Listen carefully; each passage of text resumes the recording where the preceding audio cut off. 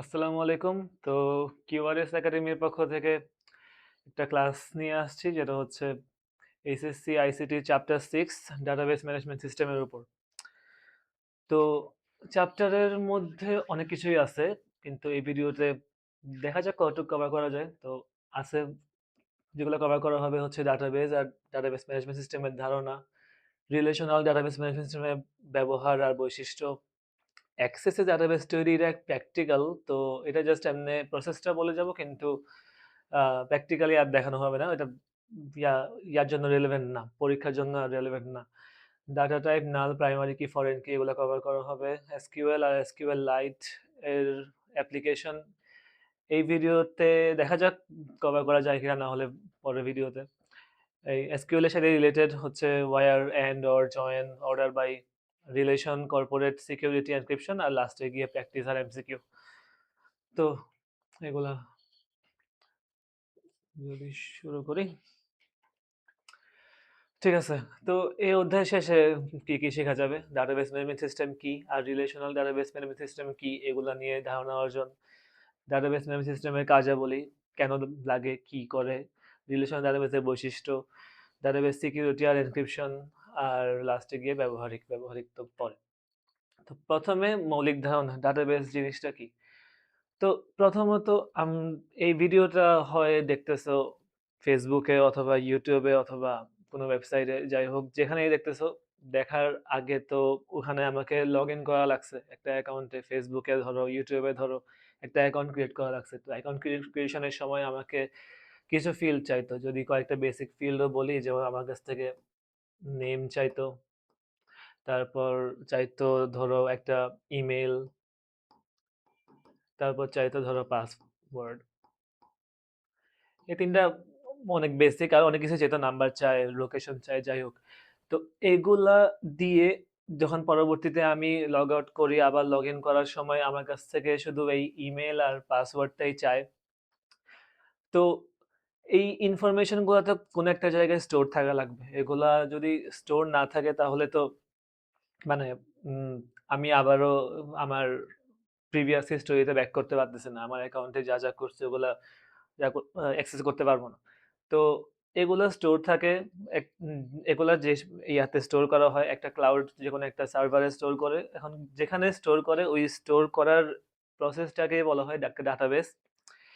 এখন ওই ডাটাবেসের মধ্যে ডাটা যে স্টোর করতেছি, সেক্ষেত্রে আমাকে এই ইমেলটা সবার ডিফারেন্ট হয়, কারণ আমার লগ ইনের সময় এই ইমেলটার মাধ্যমে আমি আমি এক একজনকে আলাদা আলাদাভাবে চিহ্নিত করতে পারতেছি। আর পাসওয়ার্ড তো কয়েকজনের সেম হইলেও সমস্যা নেই। তো ইমেল জিনিসটাকে ইউনিক হওয়ার আগে, তো এটা ডাটাবেসের একটা কনসেপ্ট যেটা পরবর্তীতে গিয়ে আসবে, ওটাকে বলা হয় প্রাইমারি কি। তো যার মাধ্যমে আমরা কোনো একটা ডাটাবেসের মধ্যে যেসব এন্টিটি আছে, যেসব লোকজন আছে, তাদের মধ্যে কোনো একজনকে ইউনিকলি সিলেক্ট করতে পারি। তো সেটাকে বলা হয় প্রাইমারি কি, কিন্তু এটা পরে আসবো। শুরুতে আগে ডাটাবেস জিনিসটা কি, এখানে কিছু এই কথাবার্তা বলা হয়েছে যে ডাটা জিনিসটা তো হচ্ছে উপাত্ত, যেটা হচ্ছে জাস্ট তথ্যের যে উপাদান সেটা। বেজ হচ্ছে সমাবেশ আর সংগ্রহ, তার মানে উপাত্ত অথবা তথ্যের সমাবেশ অথবা তথ্যের সংগ্রহটাই ডাটাবেস। পরস্পর সম্পর্কযুক্ত, এটা একটা ইম্পর্টেন্ট জিনিস, পরস্পর সম্পর্কযুক্ত টেবিল বা ফাইলের সমষ্টি। টেবিলের কনসেপ্টটা হচ্ছে রিলেশনাল ডাটাবেস, যেটা পরে গিয়ে আসবো। আর ডাটাবেস বলতে এটা যে টেবিলে হওয়া লাগবে কোনো ম্যান্ডেটরি না, যে কোনো ফরম্যাটে হতে পারে। টেবিল অবস্থায় থাকলে সেটাকে স্ট্রাকচার্ড বলা হয়। আর যদি টেবিল অবস্থায় না থেকে একটা নির্দিষ্ট যে কোনো একটা ফরম্যাটেই থাকে, যে কনসিস্টেন্ট একটা ফরম্যাট, এই ফরম্যাটটা ব্রেক করে না, তাহলে সেটাকে সেমি স্ট্রাকচার বলা হয়। আর যদি ছড়ায় ছিটায় বিচ্ছিন্নভাবে উল্টাপাল্টা ফরম্যাটে থাকে, তাহলে সেটাকে আনস্ট্রাকচার্ড ডাটা বলে। তো এই ক্ষেত্রে আমরা এখানে পড়বো স্ট্রাকচার্ড ডাটা নিয়েই। তো তারপর উদাহরণ দিছে school, bank, airlines, e commerce. তো যেটা বললাম, এই ফেসবুক, ইউটিউবের আমার ইউজারের ডাটা স্টোর করা, বাকি ডাটা স্টোর করা, পোস্টের মধ্যে যে ছবি দিছি ছবিগুলো স্টোর রাখা, অনেক এক্সাম্পলই আছে ডাটাবেজের। তো ডাটা কি জিনিস, ডাটা হচ্ছে ফিল্ডে রাখা নির্দিষ্ট একটা মান। যেমন আমার নেম, নেম হচ্ছে একটা ফিল্ড। এই ফিল্ডের মধ্যে আমি যদি একটা নাম দিই, যেমন একটা নাম দিলাম সাজিন, এইটা হচ্ছে আমার অ্যাকচুয়াল ডাটা আর নেমটা হচ্ছে আমার একটা ফিল্ড যে এই নেমের মধ্যে স্বাধীন আছে নেমের মধ্যে একটা এক্সাম্পল দিই নাবিল নেমের মধ্যে নাবিল আছে তো ওগুলো হচ্ছে আমার ডাটা ফিল্ড হচ্ছে এক ধরনের তথ্যের কলাম যেমন তথ্যের কলাম বলতে এখানে একটা টেবিল হিসেবে চিন্তা করতেছে যে টেবিল আকারে আমার এখানে নেম আছে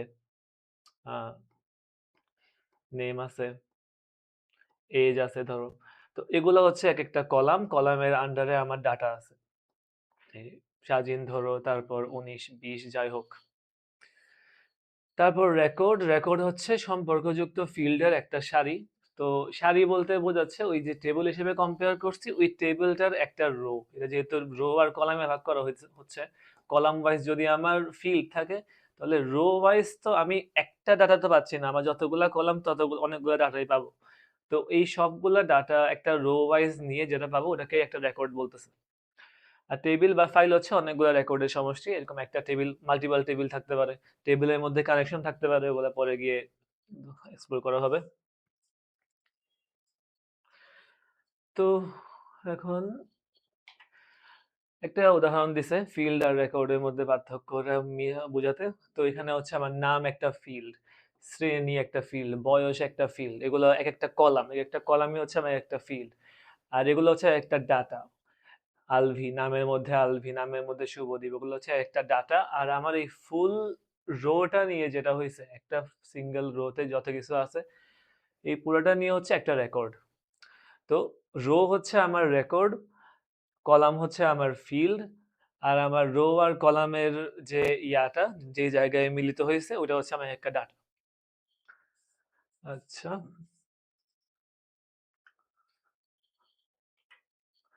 এখন ডাটাবেসের কেন দরকার তা তো একটু আগে যেটা বললাম নির্দিষ্ট রেকর্ড সহজে খুঁজে পাওয়া যাবে জটিল হিসাব নিকাশ ও রিপোর্ট তৈরি যেমন আমার ব্যবসার ক্ষেত্রে আমি প্রত্যেক দিনের কোন মাল কতটুকু কেনা বেচা হয়েছে সব যদি রেকর্ড রাখি পরবর্তীতে মাস শেষে আমার ওটা অ্যানালাইসিস করতে সুবিধা হবে যে কখন আমার কি কারণে আমার বেচা কেনা হইতে পারে বাড়ছে অথবা কমছে কেন লাভ হয়েছে অথবা লস হয়েছে এগুলা এক্সপ্লোর করা যাবে গ্রাফ চার্ট দিয়ে তথ্য উপস্থাপন করা যাবে যেহেতু আমার ডাটা থাকলে উপস্থাপন করতে পারবো একাধিক টেবিলের মধ্যে সম্পর্ক এটা পরে গিয়ে আসতেছে রিলেশনের ব্যাপারটা তথ্যের নিরাপত্তা নিশ্চিত পরে দেখা হবে আর খাতা খতিয়ানের চেয়ে দ্রুত এবং নির্ভুল কারণ এটা দিন শেষে আমার অনলাইনে স্টোর থাকলো একটা মেশিনে স্টোর থাকলেও খাতাপত্রটা হারিয়ে যেতে পারে ওখানে হচ্ছে মেশিনের ক্ষেত্রে যদি পিসি নষ্ট না হয়ে যায় তাহলে সব ঠিক থাকবে আর ক্লাউডের ক্ষেত্রে তো সমস্যা নেই থাকবে বাস্তব জীবনে উদাহরণ দিল অনলাইনে ব্যাংকিং আর মোবাইলে ফাইন্যান্স বিদ্যুৎ বিল gas bill payment train bus বিমান টিকিট রিজার্ভেশন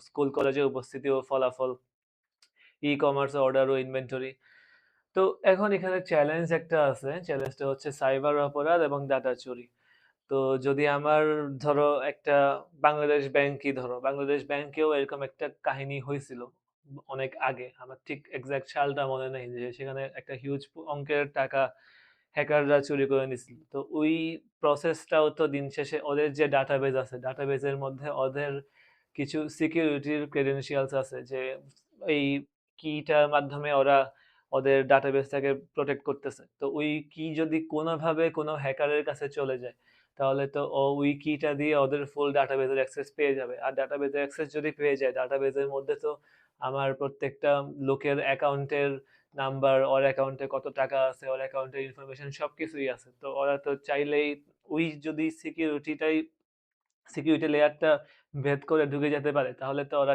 চাইলে এখন এখান থেকে যা ইচ্ছা তাই করতে পারবে এবং এই কাহিনী একসময় হয়েছিল তো এটা একটা বড় চ্যালেঞ্জ এখন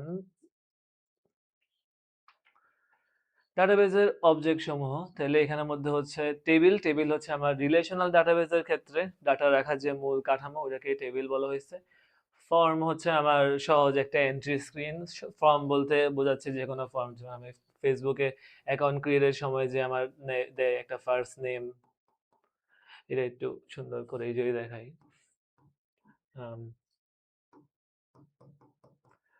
ফার্স্ট নেম এরপর লাস্ট নেম এজ ইমেল তো দেখা যাবে এরকম অনেকগুলা ইয়া থাকে আর কি খালি টেক্সট বক্স থাকে যেখানে কিছু একটা লিখতে পারো যে এখানে মধ্যে ধরো লিখতেছি আজমাইন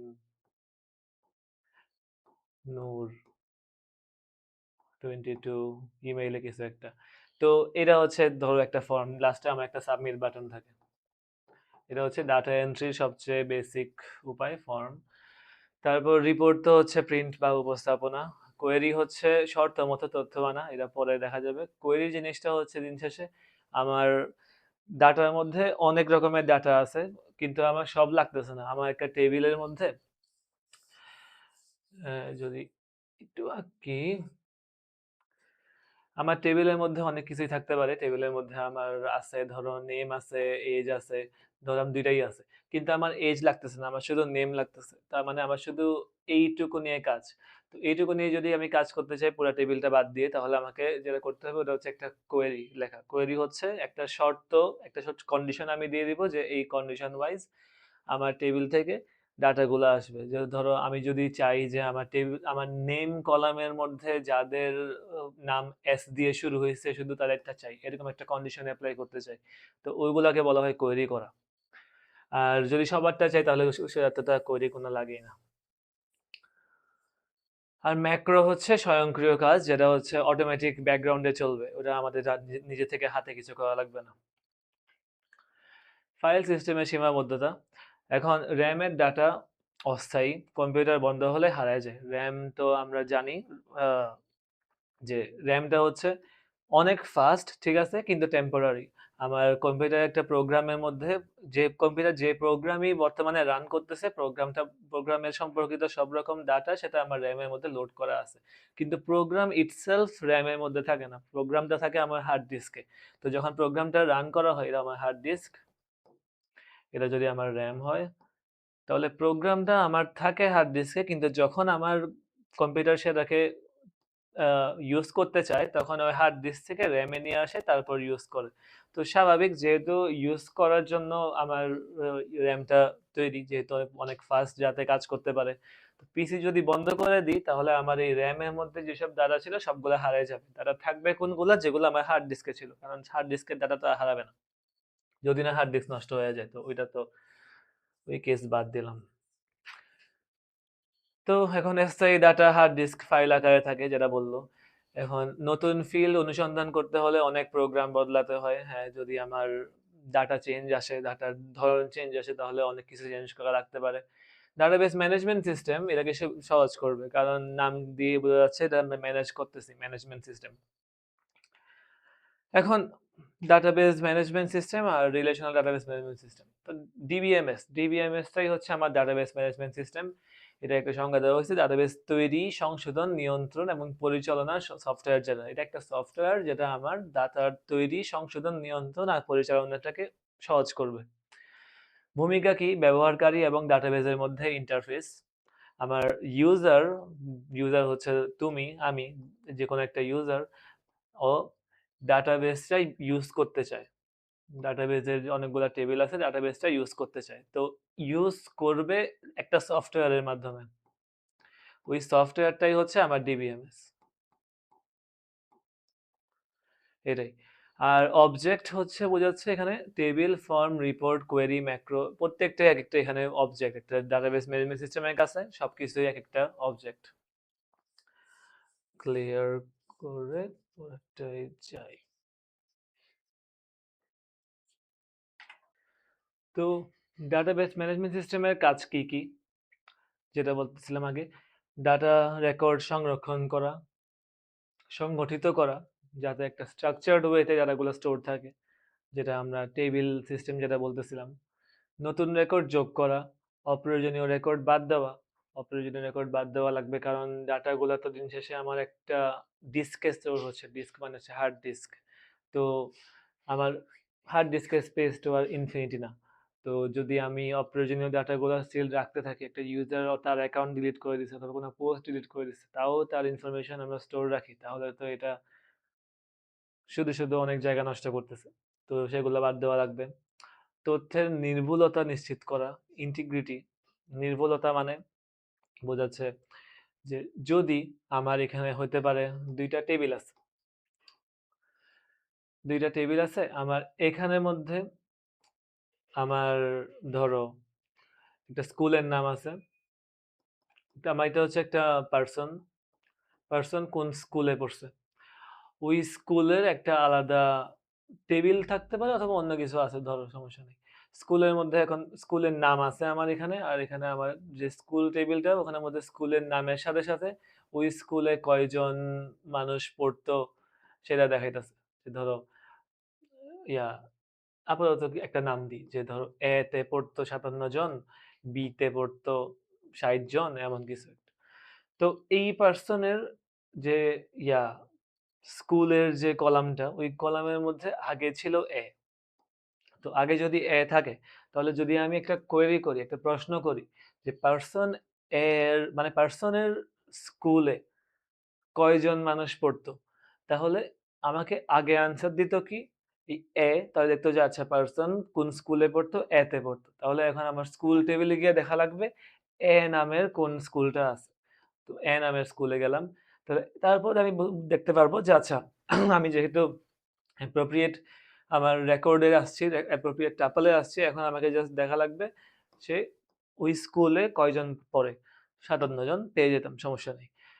এখন ধরো এই পার্সনটা তার স্কুল চেঞ্জ করলো কোনো কারণে, স্কুল চেঞ্জ করে এখন বি।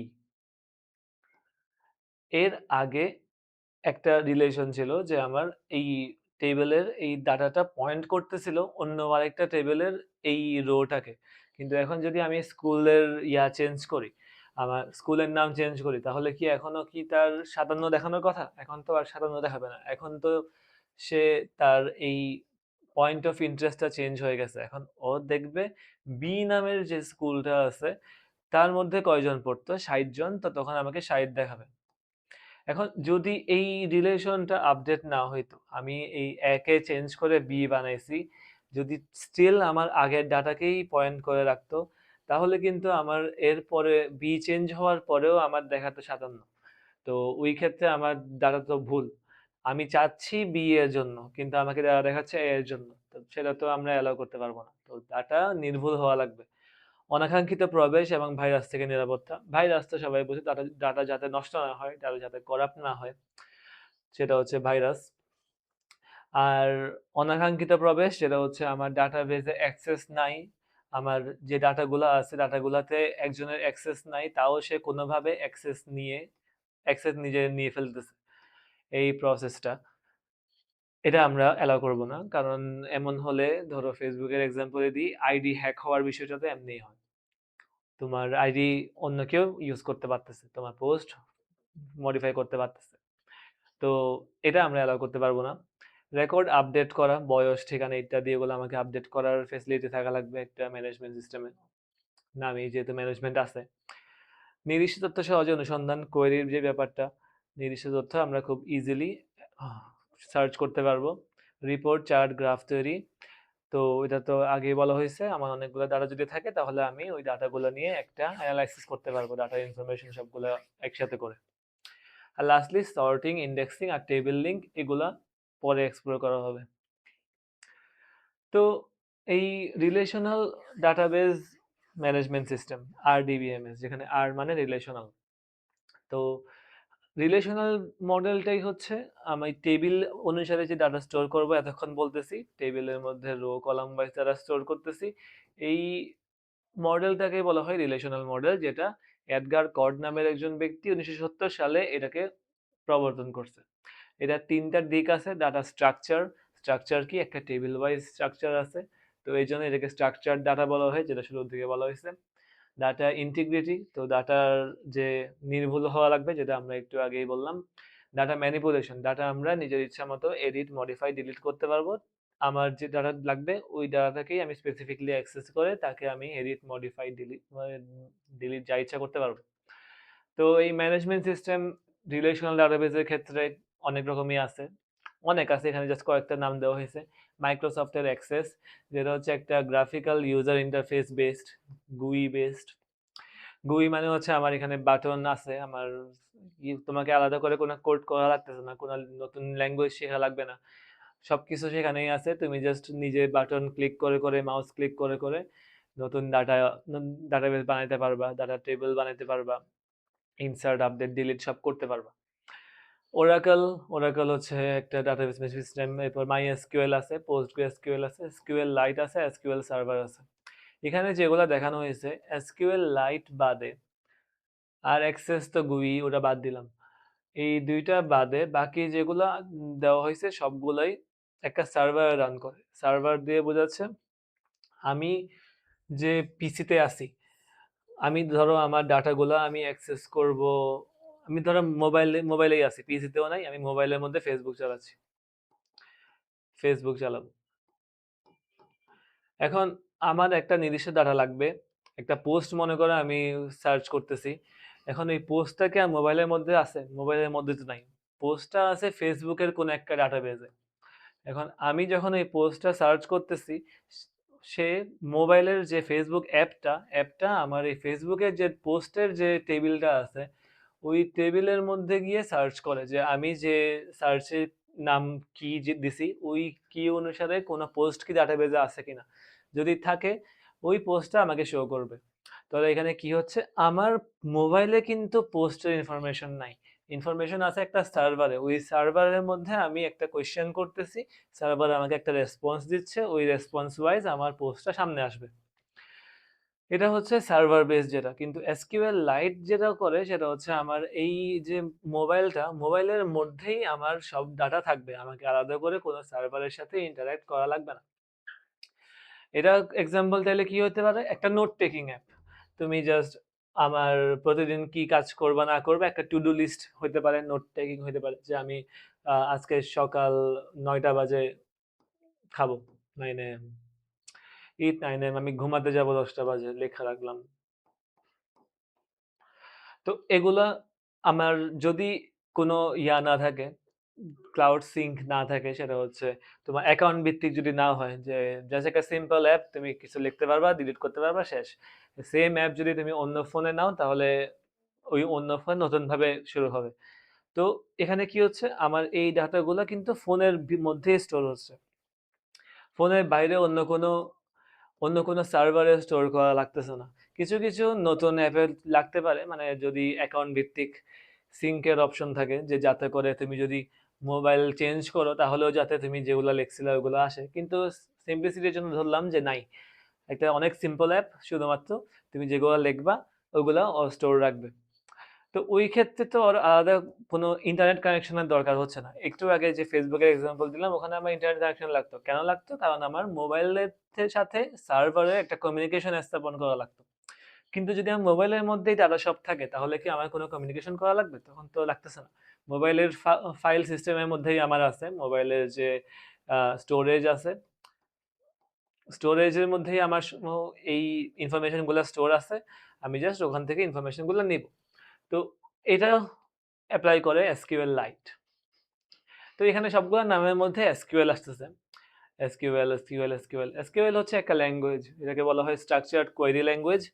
স্ট্রাকচার তো বুঝছি যে আমরা স্ট্রাকচার ডাটা নিয়ে কাজ করতেছি, তার মানে টেবিল ডাটা নিয়ে কাজ করতেছি আমরা। স্ট্রাকচার্ড, তো যেহেতু টেবিল নিয়ে কাজ করতেছি তারা এগুলো স্ট্রাকচার্ড আকারে আছে।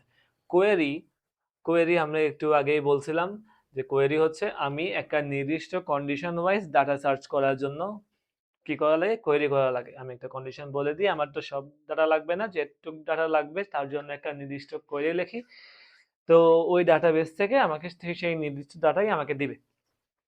ল্যাঙ্গুয়েজ, ল্যাঙ্গুয়েজ কেন, এটা একটা প্রোগ্রামিং ল্যাঙ্গুয়েজ, যে প্রোগ্রামিং ল্যাঙ্গুয়েজের মাধ্যমে আমরা একটা রিলেশনাল ডাটাবেস যেটা টেবিল আকারে ডাটা স্টোর করে তার সাথে আমরা কথা বলতে পারি দিয়ে বোঝাচ্ছি, কানেকশন আছে তার সাথে আমরা ইন্টারঅ্যাক্ট করতে পারি, ডাটা অ্যাড করা, এডিট করা, মডিফাই, ডিলিট করা। এখন এই একটা স্লাইডে অনেক কিছুই কভার করে ফেললাম, কিন্তু পরে গিয়ে যখন এগুলো আসবে তখন এগুলো বুঝতে সুবিধা হবে। তো বৈশিষ্ট্য কি কি যেগুলো বললাম, যে সহজে ডাটা টেবিল তৈরি করা, ডাটা এন্ট্রি করা, ডাটা ভ্যালিডেশন দিয়ে ভুল এন্ট্রি নিয়ন্ত্রণ করতে পারবো, গাণিতিক হিসাব, রিপোর্ট, গ্রাফিক্যাল ডাটা এন্ট্রি করার ফর্ম, যে ফর্মের যেটা বললাম একটু আগে, ওএলই দিয়ে গ্রাফিক্স অবজেক্ট সংযুক্তি, ওএলই দিয়ে বোঝাচ্ছে, ওএলই হলো আমার মানে কোনো নর্মাল ডাটা না, এর বাইরে কোনো ডাটা, ছবি হইতে পারে, ভিডিও হইতে পারে, ওইসব। এক্সেল, ডিবেস, ফক্স প্রো ইত্যাদি থেকে আমদানি, মানে বিভিন্ন ভিজুয়ালাইজেশনের জন্য বিভিন্ন জায়গা থেকে আমি ডাটাটা ইম্পোর্ট এক্সপোর্ট করতে পারবো। তো কই ব্যবহার করা হয়? বেসিক্যালি সব জায়গায় ব্যবহার করে। যেমন এখানে হাসপাতাল, রোগীর রেকর্ড স্টোর করতে, ব্যাংক, বীমা, হিসাব ব্যবস্থাপনা করতে, এরপর রেল, বিমানের টিকিট স্কেডিউলিং, এরপর শিক্ষা প্রতিষ্ঠানে স্টুডেন্টের ইনফরমেশন স্টোর করা, ই-কমার্সে অর্ডার, ইনভেন্টরি, জনসংখ্যা গবেষণার জরিপ। তো সবগুলোর ক্ষেত্রেই রিলেশনাল ডাটাবেস ইউজ করে। কেন? আমরা শুরুর দিকে কিন্তু ৩ রকমের ডাটার কথা বলছিলাম, যে স্ট্রাকচারড, সেমি স্ট্রাকচারড আর আনস্ট্রাকচারড। তো কেন স্ট্রাকচার ডাটাই সব জায়গায় ইউজ করে? এটার মেইন অ্যাডভান্টেজ হলো এটাই, যে ডাটাগুলো স্ট্রাকচার আছে। স্ট্রাকচার থাকার কারণে স্ট্রাকচার থাকার কারণে ডাটাগুলো আমার টেবিল আকারে স্টোর আছে, রো কলাম আকারে স্টোর আছে, যেটা অনেক সিম্পল। এটা আমাদের জন্য দেখতে যেমন সিম্পল, কম্পিউটারের জন্য এটা আরো বেশি সিম্পল। যেহেতু রো আর কলামের আকারে আছে, আমি একটা যে কোয়েরিগুলো কমপ্লেক্স হইতে পারে, কিন্তু দিন শেষে আমার এই রো এরই কোনো একটা নির্দিষ্ট কলামের কোনো একটা নির্দিষ্ট রো এর কোনো একটা স্পেসিফিক কিছু মাত্র এন্ট্রি সিলেক্ট হবে, যেটা করা কম্পিউটারের জন্য খুবই ফাস্ট। কম্পিউটার একটা টেবিলের সাথে খুবই ইজিলি ইন্টারাক্ট করতে পারে। তো মেইন ফাস্ট হওয়ার কারণেই কিন্তু এরা ইউজ করা হয়। সিম্পলও, ফাস্টও, কিছু ক্ষেত্রে কমপ্লেক্স হইতে পারে, কিন্তু যদি সিম্পল হতে গিয়ে স্লো হয়ে যায় তাহলে কিন্তু আমার লাভ নাই। তো এটা ফাস্ট হওয়ার কারণে রিলেশনাল ডাটাবেস বেশিরভাগ জায়গায় ইউজ করা হয়।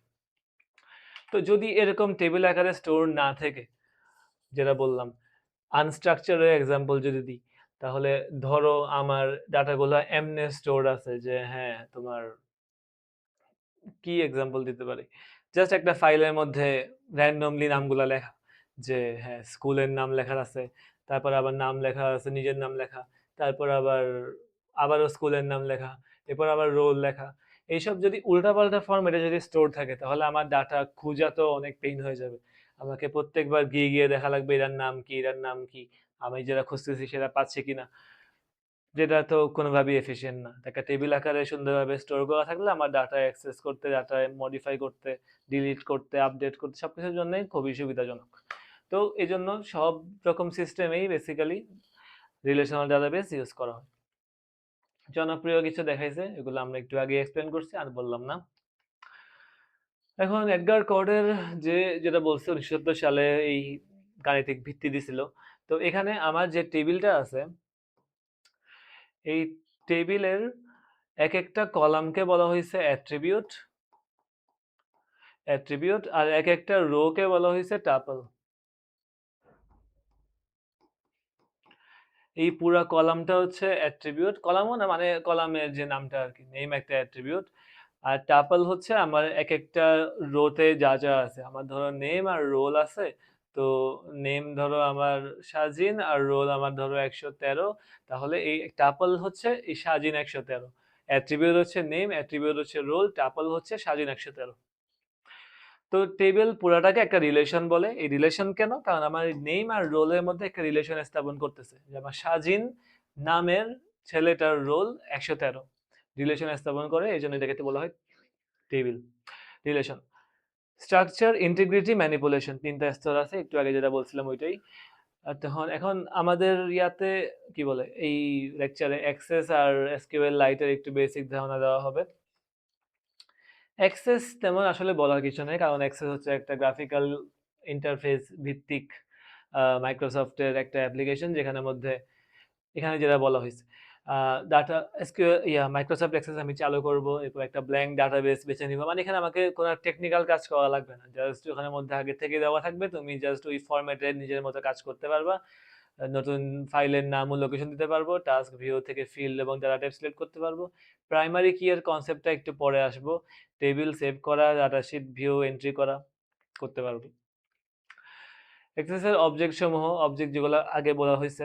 টেবিল তো হচ্ছে আমার ডাটা সংরক্ষণের যে মেইন কাঠামো, কোয়েরি হচ্ছে শর্ত অনুসারে তথ্য খোঁজা, ফর্ম হচ্ছে ডাটা এন্ট্রি করার যে ফর্ম, নেম এন্ট্রি দাও, রোল এন্ট্রি দাও, রিপোর্ট হচ্ছে উপস্থাপনার জন্য রিপোর্ট, আর শেষমেশ ম্যাক্রো হচ্ছে স্বয়ংক্রিয়, মানে অটোমেটিক কোনো একটা কাজ যদি ব্যাকগ্রাউন্ডে হয় তাহলে সেটা ম্যাক্রো। অ্যাক্সেস আর এসকিউএল লাইটের কোহান কোনটা? একটু আগে যেটা বললাম, এসকিউএল হচ্ছে আমার একটা ল্যাঙ্গুয়েজ, স্ট্রাকচারড কোয়েরি ল্যাঙ্গুয়েজ, যেটা অ্যাক্সেস হচ্ছে আমার graphical user interface based GUI। তো গ্রাফিক্যাল ইউজার ইন্টারফেস বলতে বোঝাচ্ছে আমাকে এখানে কোনো টেকনিক্যাল কাজ করা লাগবে না, আমার সুন্দর একটা বাটন টেক্সট সবকিছু মিলাই একটা সুন্দর ইন্টারফেস আছে, আমি ওখানের মধ্যে যে কোনো বাটন ক্লিক করে করে করতে পারবো, ডাটাবেজের সাথে ইন্টারঅ্যাক্ট করতে পারবো। কিন্তু এসকিউএল লাইটের ক্ষেত্রে সেটা আমরা করতে পারবো না, ওইটার ক্ষেত্রে আমার কোনো GUI নাই। আমার আছে শুধু একটা কমান্ড লাইন। কমান্ড লাইন বলতে বোঝাচ্ছে একটা জাস্ট টেক্সট লেখার জায়গা, ওই জায়গায় আমি জাস্ট কমান্ড লিখবো। কমান্ডগুলো কি কমান্ড হবে? এসকিউএল কমান্ড হবে। মানে এসকিউএল ল্যাঙ্গুয়েজ, এসকিউএলটা একটা ল্যাঙ্গুয়েজ, স্ট্রাকচার্ড কোয়েরি ল্যাঙ্গুয়েজ। এই ল্যাঙ্গুয়েজের এক একটা কমান্ড হবে। এই কমান্ডগুলোর মাধ্যমে আমি ডাটাবেজের সাথে ইন্টারঅ্যাক্ট করতে পারবো। ডাটাবেজে একটা টেবিল ক্রিয়েট করা, টেবিল ভিউ করা, সবকিছুই আমাকে কমান্ডের থ্রু করতে হবে। আমি মাউস ক্লিক করে করে কিছু করতে পারবো না। তো এইটাই মেইন পার্থক্য। এটা জাস্ট ভিজুয়ালাইজেশনের জন্য দুইটা টুলই গুরুত্বপূর্ণ। এখন এখানে ডিজাইন ভিউ এ ফিল্ড সেটআপের প্রসেসটা দেখানো হয়েছে, যে ফিল্ডের কলামে আমার নাম লিখতে পারবো। ফিল্ড বলতে বোঝাচ্ছে ওই অ্যাট্রিবিউটগুলো। ডাটা টাইপ বাছাই করতে পারবো, ডাটা টাইপের কনসেপ্টটা একটু পরে আসি। ডেসক্রিপশন দিতে পারবো, যেটা অপশনাল, যে আমার ডাটা টাইপটা দিয়ে কি মিন করতেছে, কিন্তু এটা আসলে টেবিলের জন্য কোনো রেলেভেন্ট কিছু না। এরপর ফিল্ড প্রপার্টিজে ফিল্ড সাইজ ফরম্যাট ঠিক করা যায়। রিকোয়ার্ড ইয়েস বা নো জিনিসটা হচ্ছে এই ডাটাটা কি আমার মাস্ট দেওয়া লাগবে নাকি লাগবে না। তো আমার এজ অপশনাল হইতে পারে, কিন্তু নেম ম্যান্ডেটরি। নেম সবসময় দেওয়া লাগবেই, কিন্তু এজ না দিলেও হবে, না দিলেও চলবে, সমস্যা নেই। তো ওই ক্ষেত্রে আমার নেমকে রিকোয়ার্ড দেওয়া লাগবে, রিকোয়ার্ডে ইয়েস দেওয়া লাগবে, আর আমার এজকে নো দিলেও হবে। ইন্ডেক্সড ক্ষেত্রে বোঝাচ্ছে কোনো ডুপ্লিকেট থাকতে পারবে না।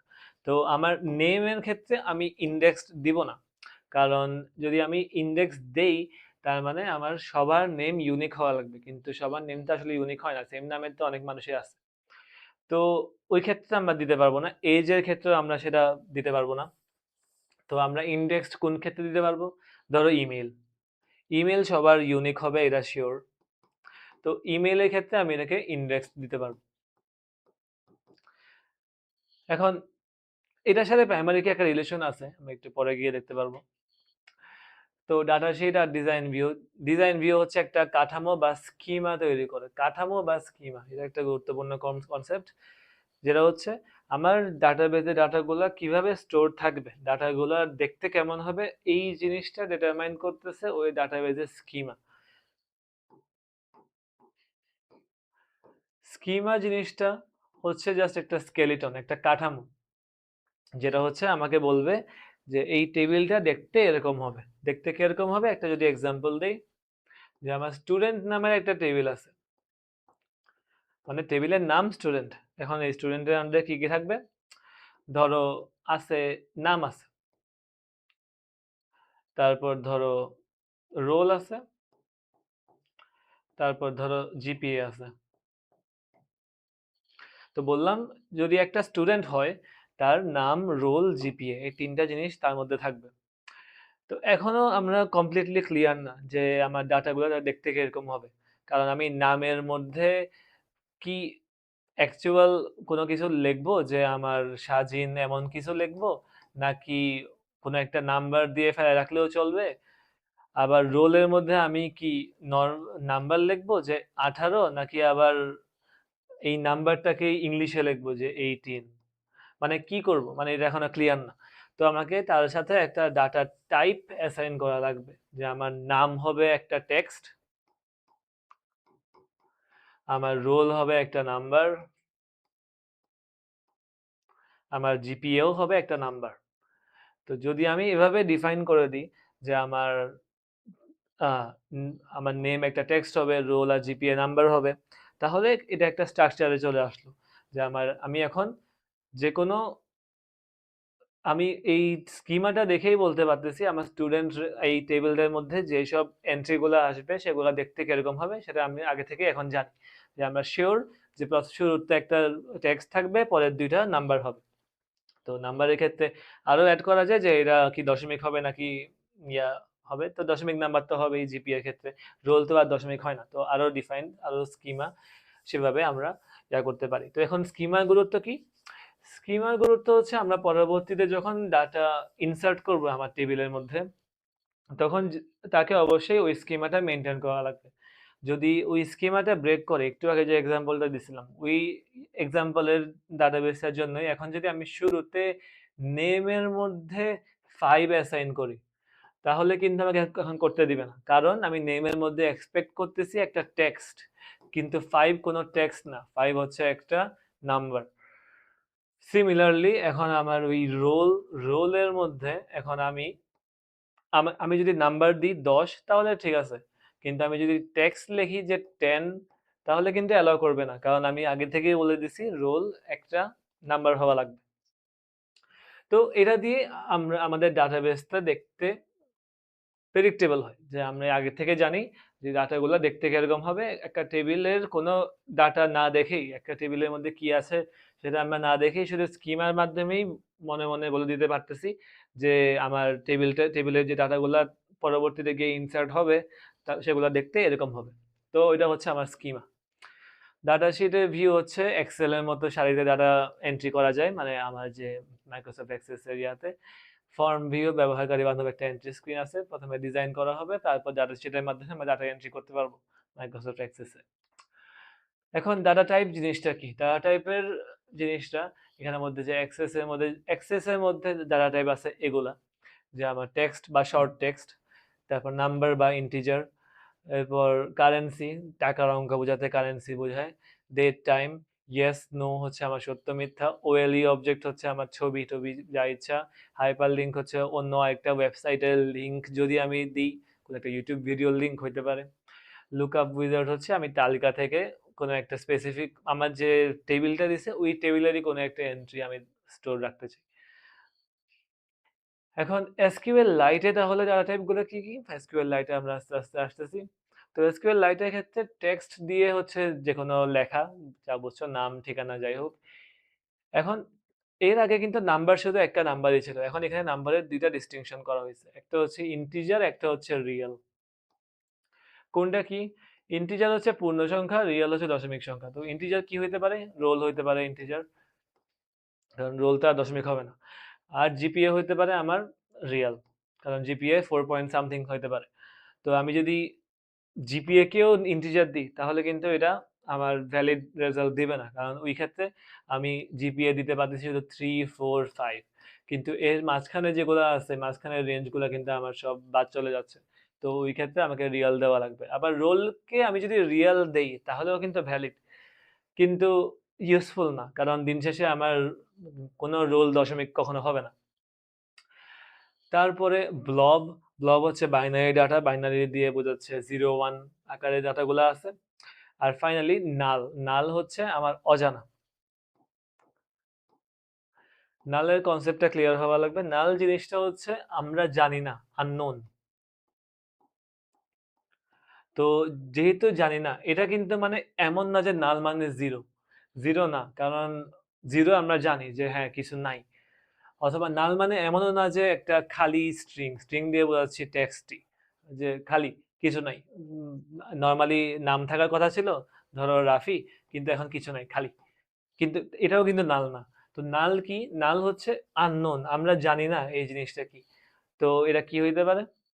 ধরো আমার একটা ফর্ম আছে, ওই ফর্মের মধ্যে কোনো একটা অপশনাল এন্ট্রি ছিল, যে এটা তুমি চাইলে ফিল আপ করতে পারো, না ফিল আপ করলেও সমস্যা নেই। যদি ফিল আপ করো তাহলে যেটা ফিল আপ করছো সেটা স্টোর থাকবে, যদি না ফিল আপ করো তাহলে ওইটা নাল থাকবে। নাল মানে আননোন। এটা দিয়ে আমরা এটা বলতেছি না যে তার এই অপশনাল যেটাই হোক সেটা নাই, কিন্তু আমরা জানি না, থাকলেও জানি না, না থাকলেও জানি না। তো নাল আর নাল কিন্তু সেম না, দুইটা নাল কিন্তু ইকুয়াল না, নাল ইজ নট ইকুয়াল নাল। কারণ দিন শেষে আমরা জানি না, আননোন, এটাও আননোন, এটাও আননোন। যেহেতু আননোন তাহলে আমরা বলবো কেমনে যে দুইটা সমান? তা বলা যাবে না। এটাই এখানে বলা হয়েছে, নাল মানে জিরো না, নাল মানে খালি স্ট্রিং না। নাল মানে নাল, কিন্তু আবার দুইটা নাল আবার সেম না। নাল মানে আমরা জাস্ট আননোন অথবা প্রযোজ্য নয়, অথবা এখানে যেমন বলা হয়েছে আই জিরো মানে হচ্ছে আই নাই, মানে ইনকাম করে না, ঠিক আছে। কিন্তু আই নাল মানে আমরা তথ্য জানি না, তথ্য অজানা। হতে পারে ইনকাম করে, হতে পারে ইনকাম করে না, এখন আমাকে সেটা বলে নাই। তো তার মানে আমি তো কোনো কিছু এজিউম করতে পারতেছি না সেটার উপর বেস করে। ফোন নাম্বার নাই, দেয় নাই। তো নাল। ফোন নাম্বার থাকতেও পারে, দেয় নাই, হইতে পারে। ৩ বছরের শিশুর পেশা নাল, খালি স্ট্রিং নাল না। প্রাইমারি কি? প্রাইমারি কি এর বিষয়টা এতক্ষণ পর শুরুর দিকে একটু বলা হয়েছিল, কিন্তু প্রাইমারি কি এর বিষয়টা হচ্ছে আমার যে ডাটাবেজে অনেকগুলা ডাটা থাকতে পারে, অনেক রকম কলামে অনেক রকম রো আছে। আমি চাচ্ছি কোনো একটা স্পেসিফিক টাপলকে সিলেক্ট করতে। টাপল তো বুঝছোই, টাপল মানে একটা রো। একটা স্পেসিফিক টাপলকে আমি সিলেক্ট করতে চাই। আমি কার মাধ্যমে সিলেক্ট করতে পারবো? সবচেয়ে ছোট যে মাধ্যমে আমি সিলেক্ট করতে পারবো, আচ্ছা প্রথমত কার মাধ্যমে সিলেক্ট করতে পারবো? যার মাধ্যমে সিলেক্ট করতে পারবো সে হচ্ছে আমার একটা সুপার কি। সুপার কি হচ্ছে আমি যেভাবেই সিলেক্ট করতে পারি, একভাবে সিলেক্ট করতে পারলেই হয়েছে। তো ধরো আমার এখানের মধ্যে এই যে টেবিলটা দিছি, টেবিলের মধ্যে আমার আছে নাম আছে, তারপর রোল আছে, তারপর জিপিএ আছে, তারপর লোকেশন আছে। লোকেশন আছে ধরো। এখন আমি যদি চারটাকে একসাথে ইউজ করি, নেম, রোল, জিপিএ, লোকেশন, তো আমি বললাম যে হ্যাঁ, নেম ইকুয়াল এত, রোল ইকুয়াল এত, জিপিএ ইকুয়াল এত, লোকেশন ইকুয়াল এত। এখন সেটা কোন রোকে পয়েন্ট করবে? একটা রোকেই তো পয়েন্ট করবে, কারণ দিন শেষে সবগুলা ইউনিক, মানে সবগুলা আমি যে যা ডাটা দিছি তার সাথে ম্যাচ করবে বা করবে না, তো একটাই থাকবে। তো এই সবগুলা মিলে কিন্তু একটা সুপার কি ফর্ম করে। সো সুপার কি জিনিসটা এরা না যে জাস্ট একটাই কি, মাল্টিপল জিনিসের হইতে পারে, কিন্তু এরাই যে মাল্টিপল অ্যাট্রিবিউট মিলে একটা কি ফর্ম করতে পারে। তো সুপার কি দিয়ে যেটা বুঝাইলাম সেটা হচ্ছে এনি নাম্বার অফ অ্যাট্রিবিউট মিলে আমাকে একটা স্পেসিফিক টাপলকে আমি ইউনিকলি আইডেন্টিফাই করতে পারি। ইউনিক মানে অনন্য, ইউনিক মানে তাকে ওই টেবিলে যে ডাটাগুলো আমি চাচ্ছি ওই ডাটাওয়ালা একটা এন্ট্রি ছাড়া অন্য কোনো এন্ট্রি নাই। জাস্ট একটাই রোই আছে, থাকলে আছে, না থাকলে নাই। তো এখন সুপার কি অনেকগুলো হইতে পারে। সুপার কি যেহেতু আমার ৫-৬টা অ্যাট্রিবিউট মিলেও একটা হইতে পারে, তো ওই ক্ষেত্রে আমি নিব সবচেয়ে ছোট সাইজের যে সুপার কি সেটা। তো একটু আগে যে এক্সাম্পলটা দিছিলাম, ওই এক্সাম্পলের ক্ষেত্রে কিন্তু আমি যদি শুধু রোল নাম্বার নিয়েই কাজ করি তাও কিন্তু চলে। আমি কারণ ধরলাম আমার জাস্ট এটা একটা একটা সেকশনের জন্য, এ সেকশনের জন্য টেবিল। তো এ সেকশনের জন্য যদি টেবিল হয়, তাহলে রোল নাম্বার দিয়ে তো আমি ওই সেকশনের যে কাউকে ইউনিকলি আইডেন্টিফাই করতে পারবো। আমার তো আর নাম, জিপিএ, লোকেশন সবগুলো লাগতেছে না। তো রোলও একটা সুপার কি, কিন্তু এর আগে আমার সুপার কিতে এর আগে যে সুপার কি চুজ করছিলাম ওই সুপার কিতে ছিল আমার 4টে অ্যাট্রিবিউট, এখানে একটা অ্যাট্রিবিউট।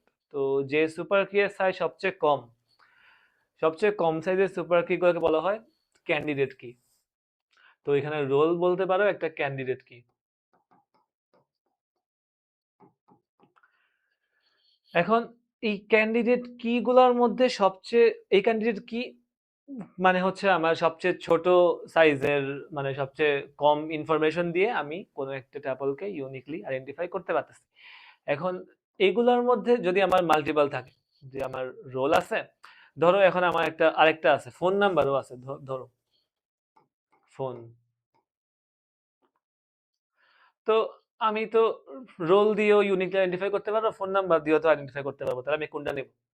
আনসার হচ্ছে যে কোনো একটা নিলেই হয়েছে। তো ওই ক্ষেত্রে আমার যদি মাল্টিপল ক্যান্ডিডেট কি থাকে, যে কোনো একটা কি আমি প্রাইমারি কি হিসেবে চুজ করতে পারবো। তো যে কোনো একটাই হচ্ছে আমার প্রাইমারি কি। একটু ইয়া হয়ে গেছে, যাই হোক, প্রাইমারি। তো প্রাইমারি কি জিনিসটা তাহলে কি হইলো? প্রাইমারি কি হচ্ছে এমন একটা অ্যাট্রিবিউট, একটাও না, মানে মাল্টিপল অ্যাট্রিবিউট মিলেও হতে পারে যদি কিছু ক্ষেত্রে, যেটা এক একটা রেকর্ড, এক একটা টাপলকে ইউনিকলি আইডেন্টিফাই করতে পারবে। ইউনিক এবং নট নাল হওয়া লাগবে। নট নাল মানে এই এই এন্ট্রিটা খালি হইতে পারবে না। যে এখন এর আগে যে এক্সাম্পল দিলাম, যে আমার যে কি বলে ফোন নাম্বার। এখন ধরো আমার টেবিলটা এমনি বানানো যে আমার ফোন নাম্বারটা অপশনাল, ফোন নাম্বার একটা স্টুডেন্টের থাকতেও পারে, নাও থাকতে পারে। যদি ফোন নাম্বার থাকে তাহলে ঠিক আছে, আমি ফোন নাম্বারের মাধ্যমে ইউনিকলি আইডেন্টিফাই করতে পারবো, কিন্তু ফোন নাম্বার না থাকলে আমি কি করব? যেসব স্টুডেন্টের ফোন নাম্বার নাই, আমি তো আর নাল দিয়ে তাদেরকে অ্যাক্সেস করতে পারতেছি না। তো ওই ক্ষেত্রে আমার ফোন নাম্বার কি একটা ভালো প্রাইমারি কি হবে? না, কারণ প্রাইমারি কি ওই ক্ষেত্রে নট নাল এই কন্ডিশনটা ফুলফিল করতেছে না। এটা ফুলফিল করতেছে কে? রোল। রোল নাম্বার কিন্তু প্রত্যেক স্টুডেন্টের একটা রোল নাম্বার থাকবেই। তো রোল একটা ভালো প্রাইমারি কি। এখন খারাপ প্রাইমারি কি কি হইতে পারে? নেম, কারণ নাম ডুপ্লিকেট হইতে পারে। শুধু রোল, যেখানে যদি আমার ইয়া থাকে, কি বলে, সেকশন ভাগ থাকে অথবা স্কুল অনুসারে ভাগ থাকে, ওই ক্ষেত্রে আমি শুধু রোল নাম্বার নিয়ে কাজ করলে হবে না। এখন ওই ক্ষেত্রে আমার কোন ক্লাসে পড়ে, কোন সেকশনে পড়ে, রোল নাম্বার কি, এই তিনটা ডাটা একসাথে করলে, আর যদি আমার ধরো এটা বাংলাদেশের সবগুলো স্কুল নিয়ে একটা ডাটাবেস, তো ওই ক্ষেত্রে প্লাস আমার এই তিনটা যে অ্যাট্রিবিউট দিছে তার সাথে আরো একটা অ্যাট্রিবিউট অ্যাড হইলো যে আমার স্কুল নেম কি। তো এই এই চারটা মিলে একটা মাত্র স্টুডেন্টকে ইউনিকলি আইডেন্টিফাই করতেছে। তো একাধিক কলাম মিলে একটা প্রাইমারি কি হচ্ছে, এটাকে বলা হয় কম্পোজিট প্রাইমারি কি। তো ভালো প্যাটার্ন হচ্ছে অটো ইনক্রিমেন্ট দেওয়া অথবা স্থায়ী রেজিস্ট্রেশন এনআইডি, যেটার মধ্যে আমাকে একটা র্যান্ডমলি চুজেন নাম্বার দেয়, যেটা সবসময় থাকবে, কখনো চেঞ্জ হবে না। প্রাইমারি কি এমন হওয়া উচিত যেটা কখনো চেঞ্জ হয় না, কারণ চেঞ্জ হইলে ওইটা একটা ভালো প্রাইমারি কি না। কারণ প্রাইমারি কির উপর ভিত্তি করে ইন্ডেক্সিং করা হয়। ইন্ডেক্সিং এর কনসেপ্টটা হচ্ছে ডাটা অ্যাক্সেস করা, যাতে সহজ হয়। তো যদি প্রাইমারি কি চেঞ্জ হয়, তাহলে আমার ডাটা অ্যাক্সেস করার যে ইন্টারনাল যে প্যাটার্নগুলো আছে, ওই প্যাটার্নগুলো আমাকে চেঞ্জ করা লাগবে, যারা চেঞ্জ হয়েছে, যেটা একটা এক্সপেন্সিভ প্রসেস। তো ডাটা যদি চেঞ্জ না হয় তাহলেই ভালো। এজন্য প্রাইমারি কি এমনি চুজ করা লাগে যাতে সেটা চেঞ্জ না হয়। অটো ইনক্রিমেন্ট দিয়ে বোঝাচ্ছে, যেমন আমার যদি আমি টেবিলের মধ্যে যাকেই আমি ইনসার্ট করব না কেন, তার সাথে একটা আইডি নামের একটা কলাম থাকবে, যে অটোমেটিক্যালি নতুন কাউকে যদি ঢুকাই তাহলে এক করে করে বাড়বে। শুরুতে 0 ছিল, নতুন আরেকটি ইনসার্ট করলাম, সে অটোমেটিক বেড়ে গিয়ে 1 হয়ে গেল, অটোমেটিক বেড়ে গিয়ে 2 হয়ে গেল পরেরটার জন্য। যদি এমনি চলে তাহলে তো সবগুলা আইডি আমার নট নাল, আর সবগুলা আইডি ইউনিক হবে, যেহেতু সবসময় পরেরটা আগেরটার থেকে এক ঘর বড় হবে। তো এই অটো ইনক্রিমেন্টও একটা ভালো প্রাইমারি কি। জাস্ট এখানের মধ্যে একটা হইতে পারে একটা ইউজলেস নতুন একটা অ্যাট্রিবিউট তোমাকে অ্যাড করা লাগলো, এই আইডি কলামটা। ফরেন কি, ফরেন কি হচ্ছে অন্য টেবিলের প্রাইমারি কিকে আমি এখানে রেখে একটা সম্পর্ক তৈরি করতেছি। তার মানে আমার টেবিল এখানে দুইটা, এটা একটা টেবিল, এটা একটা টেবিল। এই টেবিলের মধ্যে আমার একটা ইয়া আছে, যে ধরো রোল নাম্বার। রোল নাম্বার হচ্ছে এই টেবিলের জন্য একটা প্রাইমারি কি। এটা প্রাইমারি প্রাইমারি কি।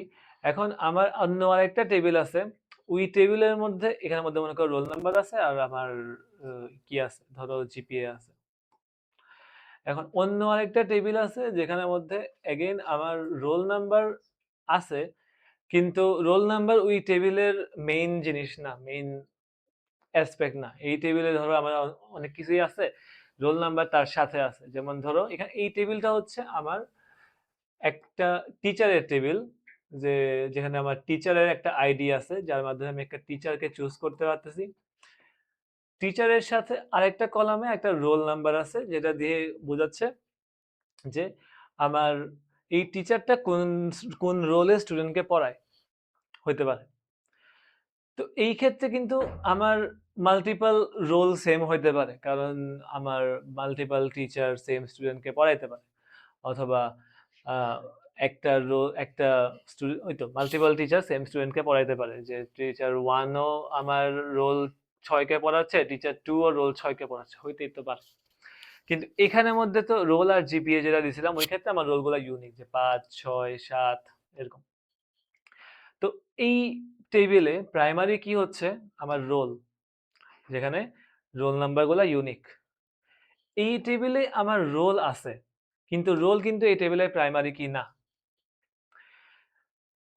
এখন আমি যদি বলি যে আমি চাচ্ছি রোল 6 কোন কোন স্যারের কাছে পড়ে, সেটা আমার লাগবে। তাহলে আমাকে এই রোল ৬ এর জন্য দেখা লাগবে এই টেবিলে গিয়ে রোল ৬ এর জন্য কোন, কোন টিচার আছে? ১ আছে, ২ আছে। তার মানে আমার একটা টেবিলের প্রাইমারি কি অন্য আরেকটা টেবিলে আছে। একটা টেবিলের প্রাইমারি কি অন্য আরেকটা টেবিলে আছে, একটা সম্পর্ক তৈরি করতেছে। সম্পর্ক কি সম্পর্ক? যে আমার এই রোলের জন্য কোন টিচার তাকে পড়ায়, এই সম্পর্ক। তার মানে এই ২ টা টেবিলের মধ্যে একটা কানেকশন তৈরি হইলো। মানে এই টেবিল এখানে যে ডাটাগুলো আছে এখানের মধ্যেও সেম ডাটা আছে কিন্তু ভিন্ন জিনিস মিন করতেছে। তো আমি যদি কোনো কারণে আমার এখানের মধ্যে রোল ৬ মনে করো এখন আর পড়ে না। রোল ৬ মনে করো এখন ইয়া স্কুল ছেড়ে দিছে। তো রোল ৬ যদি এখানে বাদ যায়, ৫ আছে, ৭ আছে। তো এখানে কি আর রোল ৬ থাকবে? এখানেও তো আর থাকা যাবে না। কারণ যেহেতু রোল ৬ এখন আর পড়েই না, তাকে তো আর কোনো স্টুডেন্ট তাকে তো আর কোনো টিচার পড়াবে না। তাহলে তো ওদের এন্ট্রি গুলো বাদ। এটাই। যদি আমার এই সম্পর্ক না থাকতো তাহলে রোল ৬ যদি বাদ যেত এখানে স্টিল রোল ৬ এর জন্য যে টিচারের এন্ট্রি গুলা পড়ে থাকতো। কিন্তু এই ফরেন কি যে সম্পর্কটা স্থাপন করার কারণে এখান থেকে আমি যদি কোনো একটা প্রাইমারি কিকে বাদ দিয়ে দিই তার সাথে রিলেটেড যে ফরেন কি এর জন্য যেসব এন্ট্রি গুলা ছিল ওইগুলোও অটোমেটিক বাদ চলে যাবে। এটাই ফরেন কি এর কনসেপ্ট। কাজ হচ্ছে টেবিলগুলোকে যুক্ত রাখে অনআর্থ রেকর্ড কমায়। হ্যাঁ, তাহলে বুঝছো। শুধু নাম বা রোল প্রাইমারি কি কেন হয় না? এটা তো এক্সাম্পল অনেক বললামই। নাম ডুপ্লিকেট হইতে পারে, রোল প্রতি শ্রেণীতে পুনরাবৃত্তি হয়, ফোন নাল হইতে পারে, প্রাইমারি কি নাল চায় না, ক্লাস সেকশন রোল একসাথে মিলে একটা কম্পোজিট প্রাইমারি কি। কিন্তু আবার অতীত শিক্ষার্থী আলাদা করা আবার কঠিন হবে যেহেতু কোনো টাইম না থাকলে। তো সমাধান হচ্ছে একটা স্থায়ী স্টুডেন্ট আইডি থাকা লাগবে, একটা রেজিস্ট্রেশন হইতে পারে, এনআইডি হইতে পারে যেটার মধ্যে ওই একটা নাম্বারের মধ্যে সব ইনফরমেশন আছে অথবা র্যান্ডমলি দেওয়া যারা ইউনিক হয়। তো ওই কেসের ক্ষেত্রে আমার কখনো ২ জন স্টুডেন্টের সেম হওয়ার কেস আসবে না। এখন কলাম, রো, ফিল্ড এগুলোর মধ্যে তুলনা এটা অনেক বলা হয়েছে। কলাম হচ্ছে এক ধরনের তথ্য, উদাহরণ হচ্ছে আমার নেম, রোল। রো বা রেকর্ড হচ্ছে একটা সত্তার সব তথ্য যেগুলা মানে সব একসাথে, ওর নাম কি, ওর রোল কি, ওর জিপিএ কত সব। যেমন একজন ছাত্র। ফিল্ড হচ্ছে একটা ঘরের মান, একটা স্পেসিফিক ঘরের মান যে আমার রো কলাম যেহেতু আছে, রো কলামে ফার্স্ট রো ফার্স্ট কলামে কে আছে সেটা হচ্ছে একটা ফিল্ড। এসকিউএল এর মূল ধারণা। আচ্ছা, তো এসকিউএল তো একটু আগে বললাম স্ট্রাকচারড কোয়েরি ল্যাঙ্গুয়েজ, যেটা আমরা আগে বলা হয়েছে। এটাকে প্রায় সিকিউএল হিসেবে উচ্চারণ করা হয়। কাজ হচ্ছে ডাটা সংজ্ঞায়ন করা, ম্যানিপুলেশন, অনুসন্ধান। এখন এখানে ২ রকমের কনসেপ্ট আছে, ডিডিএল আর ডিএমএল। ডিডিএল হচ্ছে ডাটা ডেফিনিশন ল্যাঙ্গুয়েজ আর লিখলাম না। তো ডাটা ডেফিনিশন নাম শুনেই বোঝা যাচ্ছে আমি এখানের মধ্যে ডাটাগুলো দেখতে কিরকম হবে সেটা আমি ডিফাইন করতেছি। তার আন্ডারে আছে ক্রিয়েট, ড্রপ, অল্টার। ক্রিয়েট হচ্ছে একটা নতুন টেবিল ক্রিয়েট করার জন্য, মানে নতুন টেবিল বানানোর জন্য যে কমান্ডটা লেখা হয় সেটাই হচ্ছে আমার ক্রিয়েট। যেহেতু নতুন একটা জিনিস আমি ইনভেন্ট করতেছি, নতুন একটা টেবিল বানাচ্ছি, তো এটা একটা ডাটা ডেফিনিশন ল্যাঙ্গুয়েজ। তারপর ড্রপ হচ্ছে ড্রপ কি যে কমান্ডটা সেটার মাধ্যমে আমি একটা এক্সিস্টিং টেবিলকে বাদ দিতে পারি। টেবিলটা আগে ছিল এখন আর নাই। শুধু টেবিল না, টেবিলের আন্ডারে যে অ্যাট্রিবিউট গুলো আছে, অ্যাট্রিবিউট থাকতে পারে, কনস্ট্রেন্ট থাকতে পারে। কনস্ট্রেন্ট বলতে বোঝাচ্ছি যে ওই টেবিলে হতে পারে যে এমন সেট করা যে তার রোল নাম্বার ৬০ থেকে ৭০ এর মধ্যেই থাকা লাগবে এরকম। ওইসব কন্ডিশন থাকা লাগতে পারে, থাকতে পারে। তো ড্রপ দিয়ে আমি ওইসব কন্ডিশন অথবা টেবিল অথবা অ্যাট্রিবিউট বাদ দিতে পারবো। তো এটার মাধ্যমে আমি ডাটা দেখতে কিরকম হবে ডাটার ডেফিনিশনটাই চেঞ্জ করতেছি। তো এটাও একটা ডিডিএল এর মধ্যে পড়ে। অল্টার দিয়ে বোঝাচ্ছে জাস্ট চেঞ্জ করা, টেবিলের নাম চেঞ্জ করা, টেবিলের অ্যাট্রিবিউটের নাম চেঞ্জ, টাইপ চেঞ্জ করা ইচ্ছা মতো। তারপর কনস্ট্যান্ট চেঞ্জ করা, রোল ৬০ থেকে ৭০ না হয়ে এখন রোল ১০ থেকে ২০ হোক। তো এগেইন ডাটার ডেফিনিশন আমরা চেঞ্জ করতেছি, ডিডিএল এর মধ্যে পড়ে। আর ডিএমএল তাইলে কি? ডিএমএল হচ্ছে ডাটা ম্যানিপুলেশন ল্যাঙ্গুয়েজ।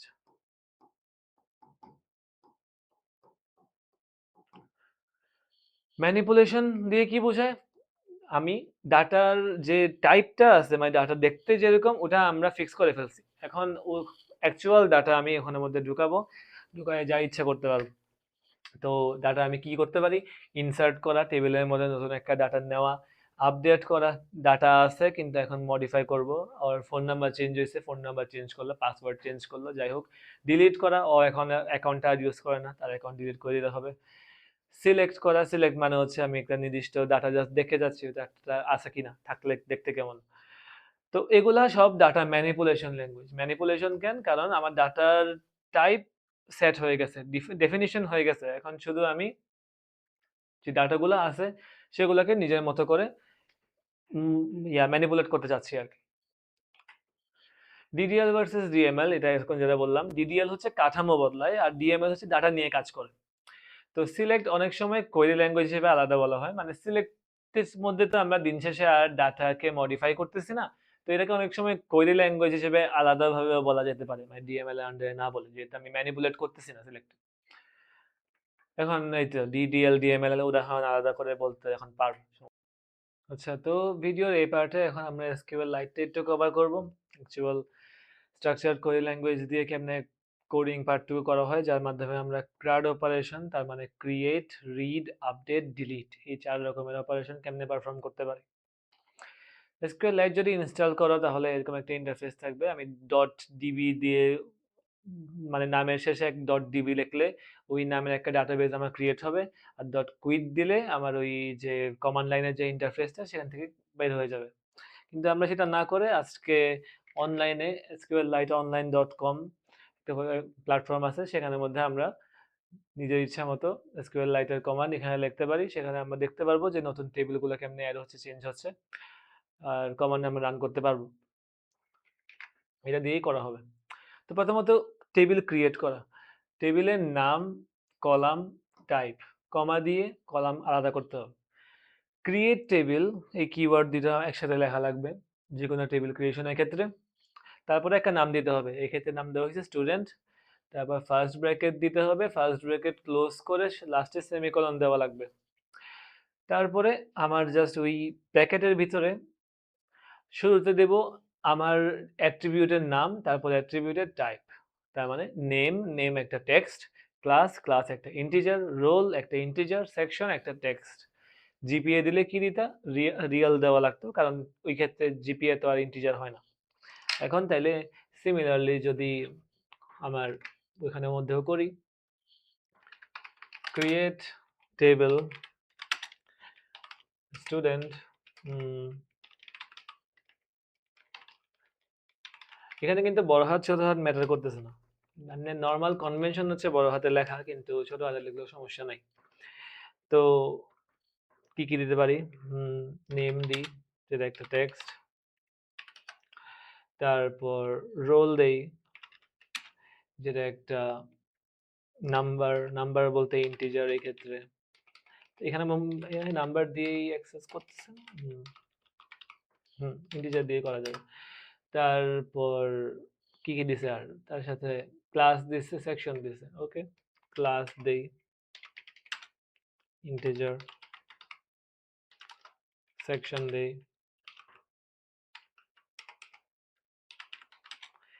এটা সেকশন দিলে কি হবে? একটা টেক্সট হবে। তো মোটামুটি চলে। একটু ইন্ডিনেশন সমস্যা, যাই হোক সমস্যা নেই। তো টেবিল ক্রিয়েট করতেছি, স্টুডেন্ট নামে টেবিল, টেবিলের মধ্যে আমার সেখানে কমা একটা চলে আসছে এই জন্য। তো নেম আছে text, roll integer, class integer, section text. এখন যদি আমি এখানে রান দিই, এই নতুন একটা টেবিল ক্রিয়েট হয়ে গেছে, আমি এখানে দেখতে পারবো টেবিলের মধ্যে আমার নেম, রোল, ক্লাস, সেকশন, এগুলা কোন ডাটা টাইপ সব এখানে শো করতেছে। ওকে, প্রথম পার্টটুকু আমরা পারলাম। এখন আমার এই টেবিল স্টুডেন্ট নামের একটা টেবিল আমার কাছে আছে, এই করতে এখন আর রাখার দরকার নেই। এখন আমি যদি স্টুডেন্ট টেবিলের উপর কোনো কাজ করতে চাই তাহলে করতে পারবো। তো এখন আমি চাইলে টেবিলটা বাদ দিয়ে দিতে পারবো, ড্রপ টেবিল লিখলে টেবিলটা চলে যাবে। যদি শো করি, তার আগে কোডটা রাখি, কারণ নাইলে পরে গিয়ে আবার টেবিল আবার ক্রিয়েট করতে হবে। তো ড্রপ টেবিল, এরপর টেবিলের নাম লিখবো, টেবিলের নাম কি? স্টুডেন্ট। ড্রপ টেবিল স্টুডেন্ট দেখে যদি আমি রান দিই, এখানে খেয়াল রাখিও, তাহলে দেখবা টেবিলটা চলে গেছে, টেবিলটা এখন আর নাই। তো আমি আবারও টেবিলটা ক্রিয়েট করি, তো রান দিই, টেবিল আবার ক্রিয়েট হয়ে গেল। এখন বাকি কাজ করতে থাকবো। এখন টেবিল আর টেবিলের মধ্যে যেসব ডাটা ছিল সবই আমার রিমুভ হয়ে যাবে, সব ডিলিট হয়ে যাবে পার্মানেন্টলি ড্রপ যদি আমি দেই। এটা পুনরুদ্ধার করার কোনো ওয়ে নেই। তারপর হচ্ছে ইনসার্ট ইনটু, এটা হচ্ছে ইনসার্ট ইনটু স্টুডেন্ট। তারপর আমার এই অর্ডারিংটা লেখা অপশনাল। যদি আমি আমার টেবিলটা যেভাবে ক্রিয়েট করা, আমার এই টেবিলটা ক্রিয়েট করা কেমনে, শুরুতে নাম, তারপর রোল, তারপর ক্লাস, তারপর সেকশন, আমি যদি এই সেম অর্ডারে ডাটাগুলো ইনসার্ট করি, তাহলে আমার এই এখানের মধ্যে এই টেবিলের নামের পরে ব্র্যাকেটে এগুলা লেখা লাগবে না, ডিরেক্টলি আমি ভ্যালুসে গিয়ে ভ্যালুস লিখতে পারবো। কিন্তু যদি আমি কোনো কারণে অর্ডার চেঞ্জ করতে চাই, যে আমি আগে নেম দিব, তারপর সেকশন দিব, তারপর রোল দিব, তারপর ক্লাস দিব, এরকম কোনো কিছু যদি করতে চাই, তাহলে আমাকে কোন অর্ডারে আমি ডাটাগুলো ইনসার্ট করবো সেটা আগে থেকে বলে দেওয়া লাগবে, যে আমি আগে নাম দিব, তারপর ক্লাস, তারপর রোল, তারপর সেকশন দিব। তাহলে তারপরে আমি ভ্যালুসের মধ্যে গিয়ে সেম ওই অর্ডারে লিখতে পারবো, তাহলে ওই অর্ডারে ডাটা ইনসার্ট হয়ে যাবে।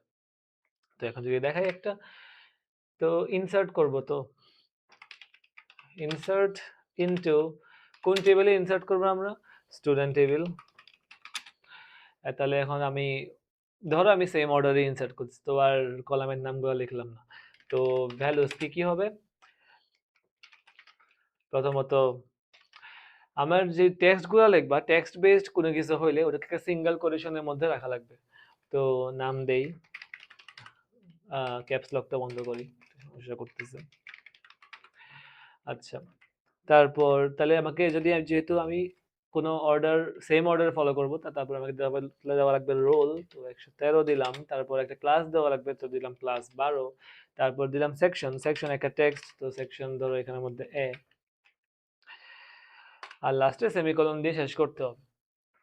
তো এখন যদি আমি রান দেই, কিছু হয় নাই, কিছু দেখা যাবে না, কারণ দিন শেষে ডাটাটা ইনসার্ট ভিতরে হয়ে গেছে। ডাটা যদি আমি দেখতে চাই, তাহলে আমাকে সিলেক্ট কমান্ড করা লাগবে। সিলেক্ট কমান্ড যদি দেখাই, সিলেক্ট স্টার দিয়ে বোঝায় আমার সবগুলা কলামকে সিলেক্ট করা, সবগুলা কলামকে সিলেক্ট করে আমি সবগুলা কলামে সবগুলা ডাটাই ডিসপ্লে করাবো। সিলেক্ট স্টার দিয়ে মানে সিলেক্ট অল ফ্রম স্টুডেন্ট। আর আমি যদি কোনো স্পেসিফিক কলাম দেখাইতে চাই, তাহলে select name, class, etcetera from student.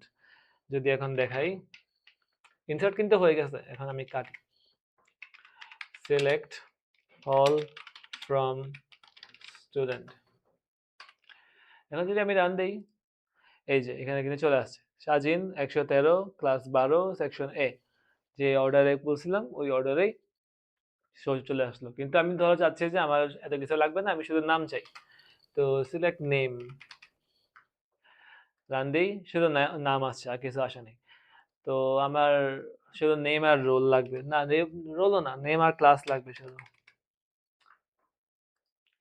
Name আসছে, ক্লাস আসছে, আর কিছু আসবে না, এটাই। আচ্ছা, তো এটা তো বললাম স্টার মানে সব কলাম, ওকে। তারপর হচ্ছে আপডেট করা।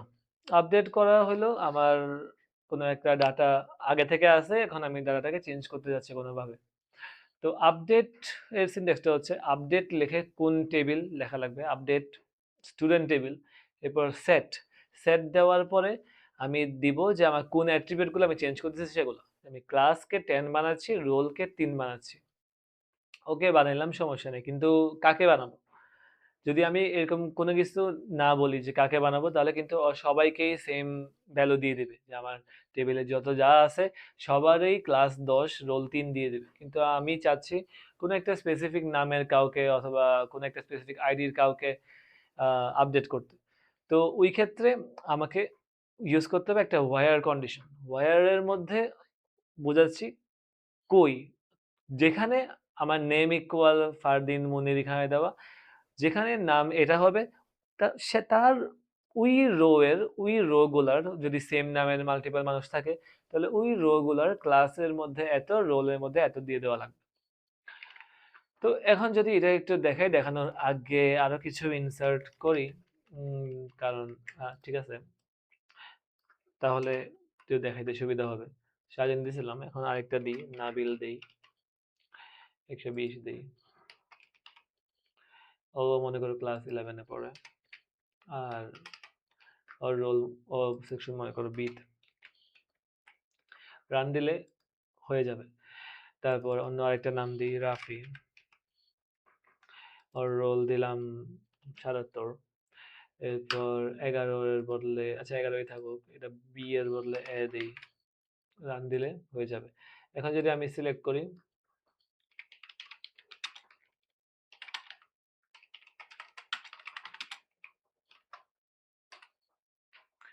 তাহলে আমার এই ৩টা লোকজন আছে। এখন আমি চাচ্ছি, আচ্ছা সাজিন এখন ক্লাস 12 থেকে প্রমোশন পেয়ে ক্লাস 13-তে উঠে গেছে। তাহলে আমার সাজিনের ক্লাস 12-কে ক্লাস 13 করা লাগবে। তো এখন আমি তাইলে কি দিয়ে অ্যাক্সেস করব? আমি যদি বলি যে যেখানে সেকশন এ আছে তাকেই ক্লাস 13 বানাই দাও, তাহলে কিন্তু সমস্যা। কারণ এখানের মধ্যে সাজিনও সেকশন এ তে, রাফিও কিন্তু সেকশন এ তে। তাহলে সেকশন দিয়ে বললেই কিন্তু এখানে হয়ে যাবে না।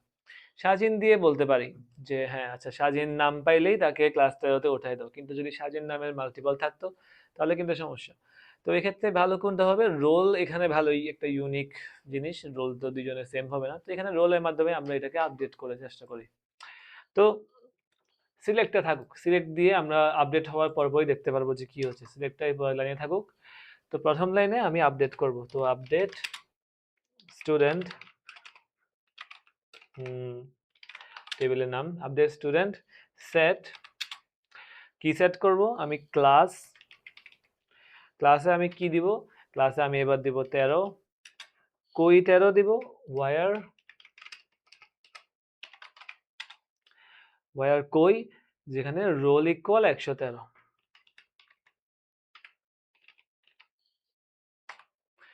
তার মানে রোল যার 113 তার ক্লাসকে 13 বানিয়ে দিবা। যদি আমি রান দেই, এই যে এই 12টা এখন 13 হয়ে গেল। আমি আগে তাহলে এখানে কি হচ্ছে, আগে রোল 113 এর জন্য যে ক্লাসটা ছিল সেটাকে 12 থেকে 13 বানাইছে, তারপর সিলেক্ট অল ফ্রম স্টুডেন্ট দিয়ে সবার ডাটাকে শো করছে। এখন আমি একটু আগে যেটা বললাম, যদি আমি ওয়্যার না দেই তাহলে কি হইতো যদি দেখি, ওয়্যার না দিয়ে এখানে মনে করো 9 দিলাম, দেখো সবার ক্লাস 9 হয়ে গেছে, যেহেতু আমি কোনো এখানে কন্ডিশন দেই নাই, সবার মধ্যে এটা অ্যাপ্লাই হয়েছে। ওয়্যার কন্ডিশন দিলে স্পেসিফিক কয়েকটা এন্ট্রির মধ্যে এটা অ্যাপ্লাই হইতো। আচ্ছা, তারপরে ডিলিট, ডিলিটের মধ্যেও সেম কাহিনী। যদি আমি ডিলিট ফ্রম স্টুডেন্ট দিয়ে কোনো ওয়্যার কন্ডিশন না দেই তাহলে সবাই একসাথে ডিলিট হয়ে যাবে। কিন্তু আমি যদি কোনো ওয়্যার কন্ডিশন দেই তাহলে ওই স্পেসিফিক কন্ডিশনগুলো যেখানে ম্যাচ হয় ওরাই ডিলিট হবে। তো যদি ডিলিটটা দেখাই, ডিলিটের ইয়া হচ্ছে ডিলিট ফ্রম স্টুডেন্ট, এরপর ওয়্যার দিয়ে যেটা ইচ্ছে সেটা। তো ডিলিট ফ্রম, এরপর স্টুডেন্ট টেবিলের নাম ওয়্যার, ধরো আমি চাচ্ছি যা যে সেকশন এতে পড়ে তাদেরকে ডিলিট করে দিতে। তো where section equal, section equal A, quotation দিয়ে দিতে হবে অবশ্যই। তো যাদের সেকশন এ আছে তাদেরকে আমি ডিলিট করে দিব। সেকশন এ কার কার আছে? সাজিনের সেকশন এ তে, রাফি সেকশন এ তে। তার মানে ডিলিট করার পরে আমি সিলেক্ট করতেছি ফ্রম স্টুডেন্ট সবাইকে। তার মানে তখন আমার শুধু নাবিল থাকার কথা। দেখি শুধু নাবিল থাকে কিনা। শুধু নাবিল আছে, রোল 120, ক্লাস 9, সেকশন বি। ওকে, তো কাজ করছে ঠিকঠাক। ওকে, শুধু ওই যে কন্ডিশন যদি না দাও তাহলে কিন্তু এটা অনেক ডেঞ্জারাস, পুরো টেবিলের সব ডাটা ক্লিয়ার হয়ে যাবে। তো এখানে আমার তাহলে ফ্লোটা কি? ক্রিয়েট করো, আগে একটা টেবিল ক্রিয়েট করা লাগবে, তারপর টেবিলে কিছু ডাটা ইনসার্ট করতে হবে, তারপর আমি ডাটাগুলো দেখতে পারবো সিলেক্টের মাধ্যমে, আপডেট করো, ডিলিট করো, যা ইচ্ছা করতে পারবো। তারপরে তো ক্রাউড অপারেশন তো এটাই, ক্রিয়েট, রিড দিয়ে মানে হচ্ছে সিলেক্ট, আপডেট হচ্ছে update dot dot set dot dot where, delete হচ্ছে delete from dot dot dot where, অথবা ড্রপ টেবিল করলে পুরো টেবিল সহ ড্রপ হয়ে যাবে। ডিলিট করলে কিন্তু আমার টেবিলটা স্টিল আছে, স্ট্রাকচারটা স্টিল আছে, স্কিমাটা স্টিল আছে, আমি আবারও ডাটা ইনসার্ট করতে পারবো। কিন্তু ড্রপ করলে কিন্তু আমি ডাটা ইনসার্ট করতে পারবো না, পুরো টেবিলটার এক্সিস্টেন্সই এখন আর নাই। তো আমাকে নতুন করে আবার ক্রিয়েট টেবিল করা লাগবে ওই ক্ষেত্রে। ড্রপ মানে পুরা টেবিল, ডিলিট মানে শুধু স্পেসিফিক একটা রেকর্ড অথবা অনেকগুলা রেকর্ড। এখন ওয়্যার কন্ডিশন, অপারেটর আর এক্সপ্রেশন। তো ওয়্যার আমরা একটু আগে এক্সপ্লোর করছি সিলেক্টের ক্ষেত্রে। সিলেক্টে তেমন দেখি নাই, কিন্তু ওই আপডেট আর ডিলিটের ক্ষেত্রে যেটা দেখলাম ওইটাই, যে ওয়্যারের মাধ্যমে আমি জাস্ট ফিল্টার করতেছি। আমার ফুল ডাটাবেস থেকে, ফুল ডাটাবেসের উপর কাজ না করে কিছু স্পেসিফিক এন্ট্রি নিয়ে আমরা কাজ করব। কাদেরকে নিয়ে কাজ করব? যারা কোনো একটা স্পেসিফিক কন্ডিশন অথবা মাল্টিপল কন্ডিশন স্যাটিসফাই করে। তো এখানে যেটা বলা হয়েছে, select all from student where class equal 9, class 9 যাদের ওদেরকে আমি সিলেক্ট করতে চাই। এটা আলাদা করে দেখানোর তো আর কিছু নেই, তা তো বুঝছো যে হবে এমনি। সিলেক্ট অল ফ্রম স্টুডেন্ট, যেখানে আমার সেকশন মর্নিং, যাদের সেকশন মর্নিং শুধুমাত্র তাদের ডাটা আমাকে শো করবে। এখানে বিভিন্ন অপারেটর আছে। অপারেটর গুলো হচ্ছে ইকুয়াল মানে সেম, সেকশনকে মর্নিং হওয়া লাগবে। এই দুই পাশে যে অ্যারো, এটা দিয়ে বোঝাচ্ছে নট ইকুয়াল। তার মানে ওই ক্ষেত্রে যদি আমার ধরো আমার সেকশনের মধ্যে মর্নিং, ইভিনিং, নাইট আছে, তো আমি যদি এই ইকুয়ালের বদলে এই চিহ্ন ইউজ করি, দুইটা স্টার, অথবা আমি একটা এক্সক্লেমেশন মার্ক দিয়ে ইকুয়ালও ইউজ করতে পারি। এক্সক্লেমেশন মার্ক দিয়ে ইকুয়ালও ইউজ করা যাবে। তো ওই ক্ষেত্রে এই দুইটা কেস দিয়ে হ্যান্ডেল করতেছে যে ইকুয়াল না, তো ওই ক্ষেত্রে মর্নিং না ওইসব এন্ট্রিগুলো আমাকে, ওইসব টাপলগুলো আমাকে শো করবে, যাদের নাইট, ইভিনিং তাদেরকে শো করবে। Greater than or equal, less than or equal, এগুলো তো তোমরা জানোই। তো টেক্সটে অবশ্যই কোড থাকা লাগবে, কোটেশন থাকা লাগবে। কোটেশন না দিলে এরর দিবে, তা তো স্বাভাবিক। কোটেশন ভুলে গেলে কি হয়, এখানে বলছে ভুল হচ্ছে আমার সেকশন ইকুয়াল মর্নিং দিলে হবে না, no such column as morning. তখন যদি আমি কোটেশন না দেই, ওই নামটাকে একটা কলামের নাম হিসেবেই ট্রিট করে। তো যদি আমার মর্নিং নামে কোনো কলাম নাই, তো এটা দিয়ে বোঝাচ্ছে সেকশন কলাম আর মর্নিং কলাম সেম, কিন্তু আমার তো মর্নিং নামে কোনো কলাম নেই। তো এটা দিয়ে মেইনলি বোঝাচ্ছে আমার সেকশনের মধ্যে যে নাম, যে লেখাটা আছে, আমার মর্নিং নামের আরেকটা কলাম, ওখানের মধ্যেও সেম অ্যাট্রিবিউটটা আছে, ওই ক্ষেত্রে ইকুয়াল। কিন্তু আমার তো এখানে মর্নিং নামে কোনো কলাম নাই, তো ওই ক্ষেত্রে দিবে এরর। তো ওই ক্ষেত্রে একটা সিঙ্গেল কোড দিলেই হবে। আর সংখ্যার ক্ষেত্রে কোনো কোড লাগে না, কারণ আমার টেবিলের কলামের নাম কখনো সংখ্যা হয় না, তো এখানে কোনো ধরনের কনফ্লিক্ট হবে না। অ্যান্ড অর নট ইন, প্রত্যেকটা এক্সাম্পল দেওয়া হয়েছে। যে সিলেক্ট অল ফ্রম স্টুডেন্ট, যেখানে class 9 and section morning, class 9-এ পড়ে এবং সেকশন মর্নিং, শুধুমাত্র তাদেরকে আমরা শো করব। হয়তো দুইটা কন্ডিশনই ফুলফিল হওয়া লাগবে। কিন্তু যদি আমি অ্যান্ড এর বদলে এখানে অর ইউজ করতাম, তাহলে কি হইতো, ক্লাস 9-এ পড়লে অথবা সেকশন মর্নিং হইলে, অথবা দুইটা একসাথে হইলেও সমস্যা নাই, যদি এই দুইটার মধ্যে যে কোনো একটাও স্যাটিসফাই করে তাকে আমি শো করব। যদি দুইটাই স্যাটিসফাই না করে, তখনই তাকে বাদ রাখলাম। কিন্তু এন্ড এর ক্ষেত্রে কিন্তু দুইটাই স্যাটিসফাই করা মাস্ট, নাহলে আমি শো করব না। আর এটা তো নট বুঝাইছি, এখানে এই সিম্বল ইউজ না করে ডিরেক্ট NOT নটও ইউজ করা যাবে, NOT নট ইউজ করলেও সমস্যা নাই।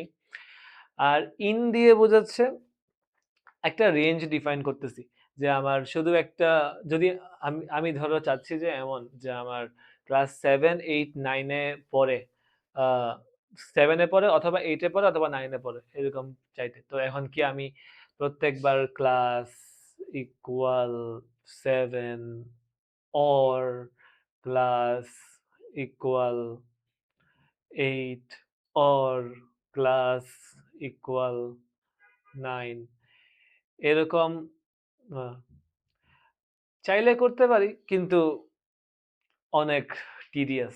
এটা আর কয়বার লিখবা, অনেক যদি বেশি বাড়ে তাইলে তো অর দিতে দিতেই মরে যাবে। যাই হোক, তো এটা না করে গুড প্র্যাকটিস হচ্ছে আমি ওই রেঞ্জটা একটা জায়গায় ডিফাইন করে দিলাম, যে আমি ব্র্যাকেটের মধ্যে লিখে দিলাম যে আচ্ছা 7, 8, 9, এখানের মধ্যে 8, 9, 10 দেখাচ্ছে, সমস্যা নাই। সামনে ইন কিওয়ার্ডটা ইউজ করলাম। যদি আমি ইন ইউজ করি, ইন দিয়ে মিন করবে ইনের পরে আমি যে গ্রুপটা দিছি, গ্রুপের মধ্যে একটা এলিমেন্টও থাকতে পারে, মাল্টিপল এলিমেন্টও থাকতে পারে, কমা দিয়ে সেপারেট থাকবে অবশ্যই। তো ওদের মধ্যে কারো সাথেই যদি ম্যাচ হয়, তাহলে এই কন্ডিশন ফুলফিল হয়েছে। কারোর একজনের সাথে ম্যাচ করলেই হয়েছে, সবার সাথে ম্যাচ করবে তো এমন নেই। এরা বলতে গেলে ওদের ইন্ডিভিজুয়ালি অর কন্ডিশন অ্যাপ্লাই করতেছে। তো এক্সপ্রেশন ও operator. Access SQL. Arithmetic operator হচ্ছে প্লাস মাইনাস স্টার দিয়ে গুণ বোঝায় আর স্ল্যাশ দিয়ে ভাগ বোঝায়। কম্পারিজন তো বললামই, equal, not equal, less than, greater than, less than or equal, greater than or equal. Logical operator তো দেখলাম, এন্ড অর নট। লিটারাল অথবা কনস্ট্যান্ট দিয়ে এক্সপ্রেশন তৈরি হয়। লিটারাল বা কনস্ট্যান্ট তো একটু আগে যখন দেখাচ্ছি যে আমার একটা নাম্বার লেখা অথবা কোটেশনের মাধ্যমে একটা স্ট্রিং লেখা, ওগুলো হচ্ছে আমার কনস্ট্যান্ট। এক্সেস কোয়েরি ডিজাইনে এক্সপ্রেশন বিল্ডার ব্যবহার করা যায়। এক্সেস তো আমরা দেখতেছি না, তো অত রেলেভেন্ট না। অপারেটর এখানে একটা চক দিয়ে দেখানো হয়েছে, একটু আগে যেগুলো বলছিলাম ওইগুলোই।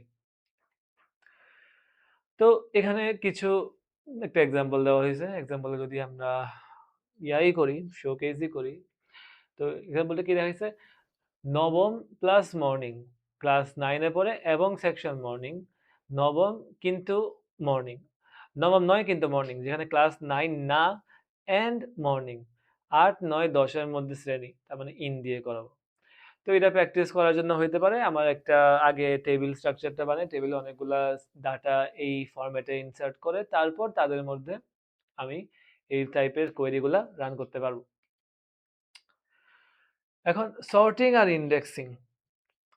সর্টিং আর ইন্ডেক্সিং এর সর্টিং জিনিসটা হচ্ছে ছোট থেকে বড় অথবা বড় থেকে ছোট অথবা কোনো একটা অর্ডার ওয়াইজ ডাটাগুলোকে সাজানো, সহজ কথায় সাজানো। তো সাজানোর বিভিন্ন নিয়ম হতে পারে, ছোট থেকে বড় অ্যালফাবেটিক্যালি সর্ট করা, যেমন এ থেকে জেড হতে পারে। ডিসেন্ডিং ওটাকে বলা হয় অ্যাসেন্ডিং অর্ডার, আর ডিসেন্ডিং অর্ডার হচ্ছে বড় থেকে ছোটোর দিকে যাওয়া, যেমন জেড থেকে এর দিকে যাওয়া, 10 থেকে 1-এর দিকে যাওয়া। অর্ডার বাই যেটা হচ্ছে আমার সিলেক্টের মধ্যে আমি যে সিলেক্ট মানে কি, সিলেক্ট মানে হচ্ছে আমি একটা নির্দিষ্ট পরিমাণ ডাটা আমি টেবিল থেকে নিচ্ছি সিলেক্টের মাধ্যমে। তো সিলেক্টের মধ্যে আমি অর্ডার বাই ইউজ করতে পারবো। অর্ডার বাই এর পরে আমি জাস্ট একটা কলামের নাম দিব, যে অর্ডার বাই ধরো রোল। যদি আমি এরা বলি তাহলে অর্ডার বাই একটা কিওয়ার্ড আর রোল হচ্ছে আমার একটা কলামের নাম, তাহলে এই রো ওয়াইজ ডাটাগুলো সর্ট হয়ে যাবে। রো ওয়াইজ ডাটাগুলো সর্ট হয়ে যাবে বলতে টেবিলের মধ্যে সর্ট হবে না, কিন্তু আমাকে দেখাবে সর্ট করে। তো এরা যদি এখান থেকেই দেখাই, যদিও এখন ডাটা নাই, ডাটা ইনসার্ট করতে হবে আবার। আচ্ছা লিখি আবার, সমস্যা নাই। ইনসার্ট ইনটু স্টুডেন্ট ভ্যালুস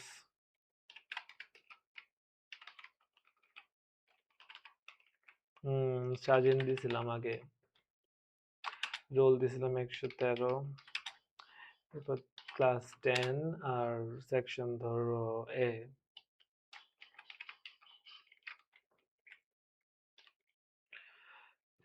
এখন ধরো এটাকে কপি করে আরো কয়েকবার ইয়া করি, পেস্ট করি।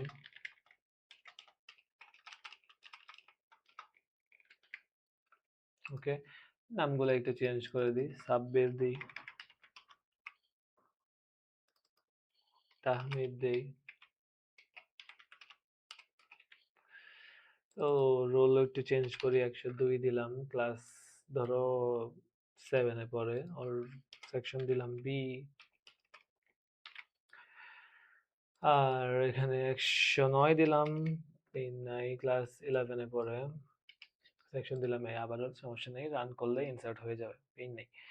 তো এখন একটু আগে যেটা বললাম, আমি চাচ্ছি রোল ওয়াইজ ধরো আমি সর্ট করতে চাই।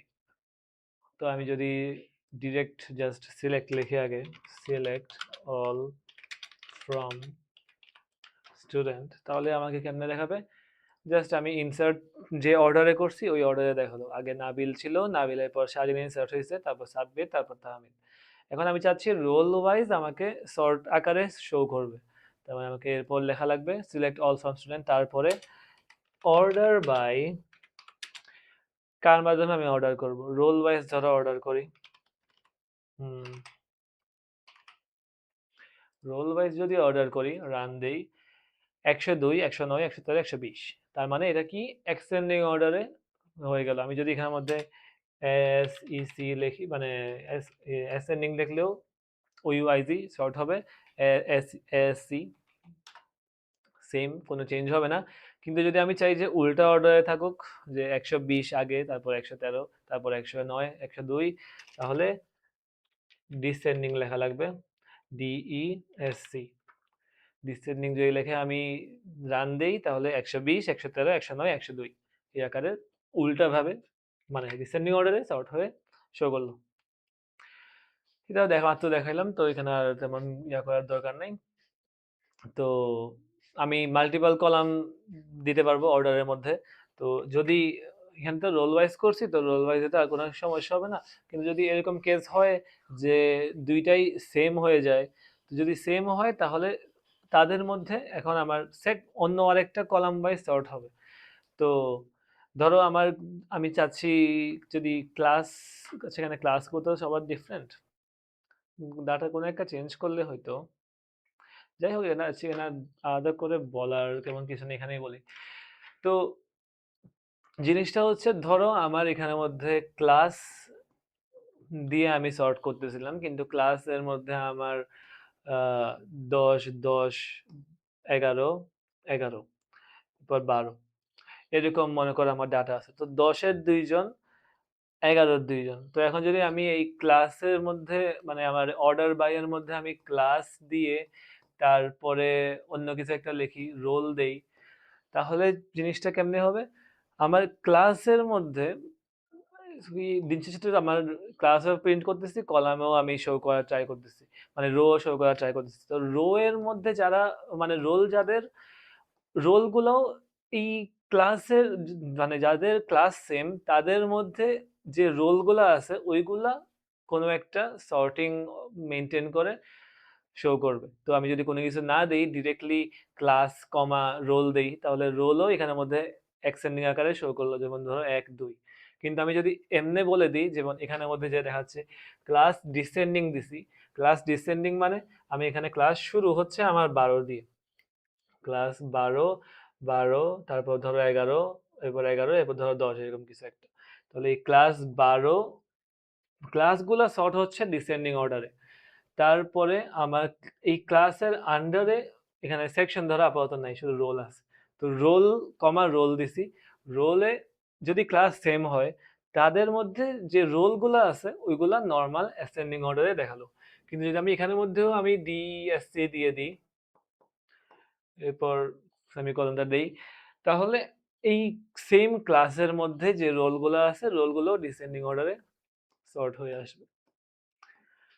তো আমি যতই এরকম অ্যাড করি, যদি সেকশনে থাকতো তো সেকশন মানে তাহলে আমাকে আগে এ সেকশনে এগুলো শো করতো, তারপরে এ সেকশনের মধ্যে রোল ওয়াইজ সর্ট হতো, অনেক রকম কম্বিনেশন হতে পারে। দিন শেষে মেইন কথা হচ্ছে যদি কোনো একটা কন্ডিশন ম্যাচ করে তাহলে মানে মাল্টিপল এন্ট্রি থাকে, তাহলে এই মাল্টিপল এন্ট্রির জন্য বাকি অন্য আরেকটা কলামের ভিত্তিতে তাদেরকে সর্ট করতেছি। ইন্ডেক্সিং এর জিনিসটা হচ্ছে আমার যাতে খোঁজা অনেক ফাস্ট করা। ইন্ডেক্স মানে হচ্ছে তথ্য সূচি, যেটা আমার বইয়ের শুরুতে যে সূচিপত্র যেটা থাকে, তো ওইটাই। আমি বইয়ের তো সবগুলা পৃষ্ঠা উল্টায় উল্টায় দেখি না যে চ্যাপ্টার 9 আসছে কিনা, আমি জাস্ট সূচিপত্রে গিয়ে দেখি চ্যাপ্টার 9 এত নাম্বার পেয়েছে, চ্যাপ্টার 9 আমি ডিরেক্টলি অত নাম্বার পেজ আমি ওপেন করলে চলে আসতেছি। তাহলে এটার পারপাস কি? এটার মেইন পারপাস হচ্ছে তথ্য খোঁজা সহজ করা।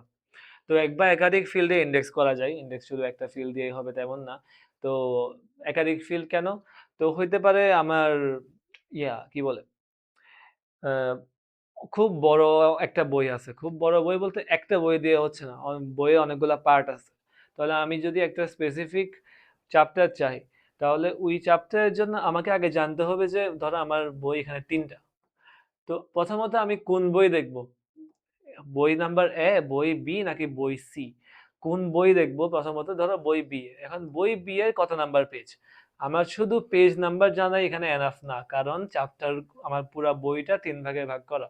তো এখানের মধ্যে আমার বইয়ের নাম বলতে কত নাম্বার বই, তার সাথে ওই বইয়ে কত নাম্বার পেজ, এই দুইটা ইনফরমেশনই আমার লাগবে। তো এক বা একাধিক ফিল্ডে ইন্ডেক্স করা যায় অ্যাসেন্ডিং বা ডিসেন্ডিং অনুসারে সাজানো সূচি। এক ফিল্ডে ইন্ডেক্স আপডেট আপডেটে স্বয়ংক্রিয় এবং দ্রুত। যদি একটা ফিল্ডে ইন্ডেক্স হয় তাহলে ওটা আপডেট খুব ইজিলি করা যায়। অনেক ফিল্ডে ইন্ডেক্স হতে আপডেট করতে সময় বেশি লাগে।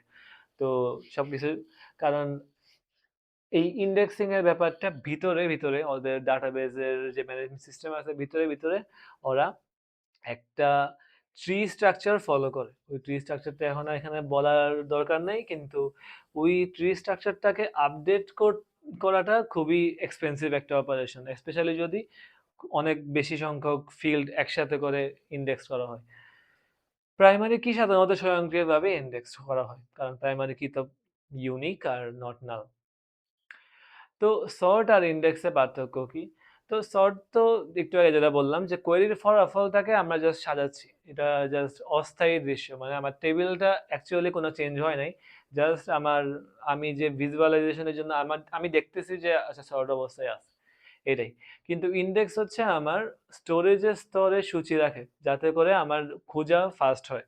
এটা আমার ডাটাবেজে কোনো চেঞ্জ করতেছে না, কিন্তু ওই ডাটাবেজের যে লেয়ারটাতে, যে আমি কোনো একটা তথ্য খুঁজতেছি, সিলেক্ট একটা কিছু করতেছি, ও ডিরেক্ট ডাটাবেজে গিয়ে নর্মালি সার্চ না করে ও আগে ওটার যদি পুরো ইন্ডেক্স থাকে তো ওই ইন্ডেক্সের থ্রু ডাটাবেজের থেকে তথ্য নিয়ে আমাকে শো করবে, যেটা আরো ফাস্টার হবে, যেহেতু ইন্ডেক্স নর্মালি ভালোই অপটিমাইজড হয়।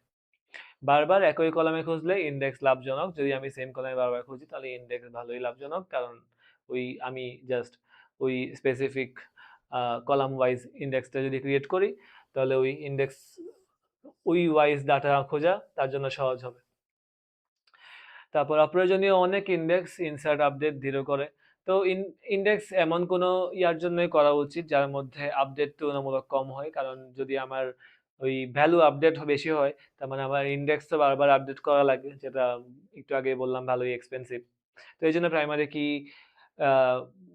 এটাই প্রেফার করা হয়, যাতে করে প্রাইমারি কি সহজে চেঞ্জ না হয়, কারণ সহজে যদি প্রাইমারি কি বারবার চেঞ্জ হয় তাহলে বারবার ইন্ডেক্সিংও চেঞ্জ করা লাগে। তো মাল্টি কলাম অর্ডার বাই একটা এক্সাম্পল এখানে দেওয়া হচ্ছে। তো এটা একটু আগে এক্সপ্লেন করলাম, তো এটা আলাদা করে এত মান দেওয়ার দরকার নেই। এখানে মেনলি কি হচ্ছে যদি বলি, select all from student order by section, আগে সেকশন ওয়াইজ অর্ডার করবে। ধরো আমার এখানে মধ্যে সেকশন এ বি সি আছে, এখানে আর কিছু বলে নাই, তো সেকশন এ এর গুলো আগে শো করবে, তারপর বি এর গুলো, তারপর সি এর গুলো। কিন্তু সেকশন এ তো অনেকে থাকতে পারে, তো সেকশন এ এর মধ্যে যে ক্লাসগুলো আছে ক্লাসগুলোকে ডিসেন্ডিং অর্ডারে শো করবে। তার মানে সেকশন এ ক্লাস 12, সেকশন এ ক্লাস 11, সেকশন এ ক্লাস 10। এখন এই ক্লাস যদি সেম হয়, সেকশন এ ক্লাস 12, সেকশন এ ক্লাস 12, তো যদি ওই ক্ষেত্রে দুইটা যদি সেম হয় তারপর তাদের মধ্যে রোল ওয়াইজ সর্ট করবে, যে সেকশন এ ক্লাস 12 রোল 1, এরপর সেকশন এ ক্লাস 12 রোল 2, এরপর সেকশন এ ক্লাস 11তে চলে গেল। তো সেকশন এখানে প্রাইমারি কি, একই সেকশনে ক্লাস ছোট বড় হইতে পারে, তারপর রোল ছোট বড়, মানে এখানে সেকশন প্রাইমারি কি ঠিক না, কারণ প্রাইমারি কি তো ইউনিক হওয়া লাগবে, সেকশন তো এখানে ইউনিক না, তাই যাই হোক। তারপর রিলেশনশিপের ব্যাপারটা হচ্ছে আমার ডাটা গুলোর মধ্যে সম্পর্ক কেমন, ওয়ান টু ওয়ান হইতে পারে, একটা রেকর্ডের সাথে সম্পর্ক। এটা যদি একটা দুইটা আর কি, যে এটা স্টুডেন্ট, এটা মনে করো টিচার,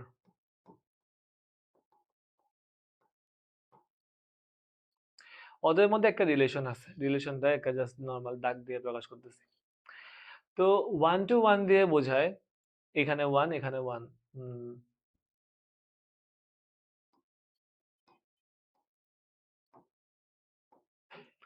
একটা স্টুডেন্ট একজন টিচার এর সাথে সম্পর্কিত হইতে পারে, একটা স্টুডেন্ট একজন টিচারের কাছেই পড়ে, একটা টিচার আর একজন স্টুডেন্টকেই পড়ায়। যদি এই কন্ডিশন হয় তাহলে সেটাকে বলা হয় one to one. One to many হইতে পারে, তো ওয়ান টু মেনি হলে এই ওয়ানটার বদলে এটা এম। তার মানে একজন স্টুডেন্ট অনেকজন টিচারের কাছেই পড়তে পারে, অনেকজন টিচারই একজন স্টুডেন্টে, মানে একজন স্টুডেন্ট অনেকজন টিচারের কাছেই পড়তে পারে, কিন্তু একটা টিচার একটা স্টুডেন্টকেই পড়াবে, টিচার একটা স্টুডেন্টকেই পড়াবে, কিন্তু স্টুডেন্ট অনেকগুলা টিচারের কাছেই পড়তে পারে। এখন মেনি টু মেনি যদি হয় দুই দিকেই এম, এটা উল্টাও হইতে পারতো যে এদিকে এম হয় এদিকে ওয়ান, এদিকে এম হয় এদিকে ওয়ান হলে কি বোঝাতো, একটা স্টুডেন্ট একজন টিচারের কাছেই পড়তে পারবে, কিন্তু একটা টিচার অনেকগুলা স্টুডেন্টকেই পড়াতে পারবে। আর যদি মেনি টু মেনি হয় অথবা দিয়ে বোঝাচ্ছে দুইটা মান সেম, কিন্তু মানে দুইটার মান ডিফারেন্ট হলেও সমস্যা নেই। তার মানে একটা স্টুডেন্ট মাল্টিপল টিচারের কাছে পড়তে পারে, আর একটা টিচার মাল্টিপল স্টুডেন্টকে পড়াইতে পারে। তো এটা এখন এগুলো বলে বলা হয়েছে 1:1, 1:1, একটা রেকর্ড 1:many, একটা রেকর্ড অনেকগুলা রেকর্ডের মধ্যে সম্পর্কিত, মেনি টু মেনি অনেকগুলা রেকর্ড অনেকগুলা রেকর্ড। জাংশন টেবিল লাগে। জাংশন টেবিলের বিষয়টা হচ্ছে আমার যে মাঝখানে যে রিলেশনটা, ওদের মধ্যে যে রিলেশন, এই রিলেশনের মধ্যেও কিছু অ্যাট্রিবিউট থাকতে পারে। তো এই রিলেশনটার জন্য আলাদা একটা টেবিল বানানো লাগতে পারে। ওই টেবিলটাকে জাংশন টেবিল বলা হয়, যেটা আমাদের জন্য এখন রেলেভেন্ট না, বললাম না। তারপরে বাইনারি হচ্ছে যেখানে ডিগ্রি দুইটা এন্টিটি, আর টার্নারি যেখানে আমার তিনটা এন্টিটি। এন্টিটি দিয়ে বোঝাচ্ছি আমার এই স্টুডেন্ট টিচার ওদের মধ্যে আর কি। যদি দুইটার মধ্যে রিলেশন হয় তাহলে বাইনারি, যদি আমার আরো একটা টেবিল মাঝখানে থাকে ওদের মধ্যে রিলেশন, তো টার্নারি রিলেশন হইতে পারে 3 ডিগ্রি। 1:1 উদাহরণ: সাধারণ তথ্য, রোল প্রাইমারি কি, স্টুডেন্ট কন্ট্রাক্ট যোগাযোগ, তো রোল ফরেন কি। একটা ছাত্রের একটা কন্ট্যাক্ট আছে, একটা কন্ট্যাক্ট একটা ছাত্রের কাছেই বিলং করে। তো তার মানে রোল আর ফোন নাম্বার যদি ধরি, তাহলে একটা স্পেসিফিক রোল নাম্বারের স্টুডেন্টের জন্য একটাই ফোন নাম্বার আছে, আর একটা ফোন নাম্বারের জন্য একটাই রোল নাম্বার আছে। এই ফোন নাম্বারটা একটা স্পেসিফিক রোল নাম্বারের স্টুডেন্টের কাছেই আছে। তো 1:n রেজাল্ট টেবিল, একটা ছাত্র অনেকগুলা বিষয়, এর একটা দিছে যে আমার রোল, কি বলে এখানের মধ্যে আইডি দিছে 1 2 3 4, আইডি এখানে প্রাইমারি কি, রোল 1 1 2 2। এখন রোল 1-এ সাবজেক্ট বাংলাও আছে, রোল 1-এর সাবজেক্ট ইংলিশও আছে। তারপর আবার রোল 2 এর সাবজেক্ট বাংলা হইতে পারে, রোল 2 এর সাবজেক্ট ইংলিশও হইতে পারে। তো একটা ছাত্র কিন্তু বিষয় অনেকগুলা। কিন্তু আবার এখানে এমনও না যে একটা বিষয় জাস্ট একটা ছাত্রের কাছে থাকবে, একটা বিষয় তো অনেক ছাত্রই পড়তে পারে।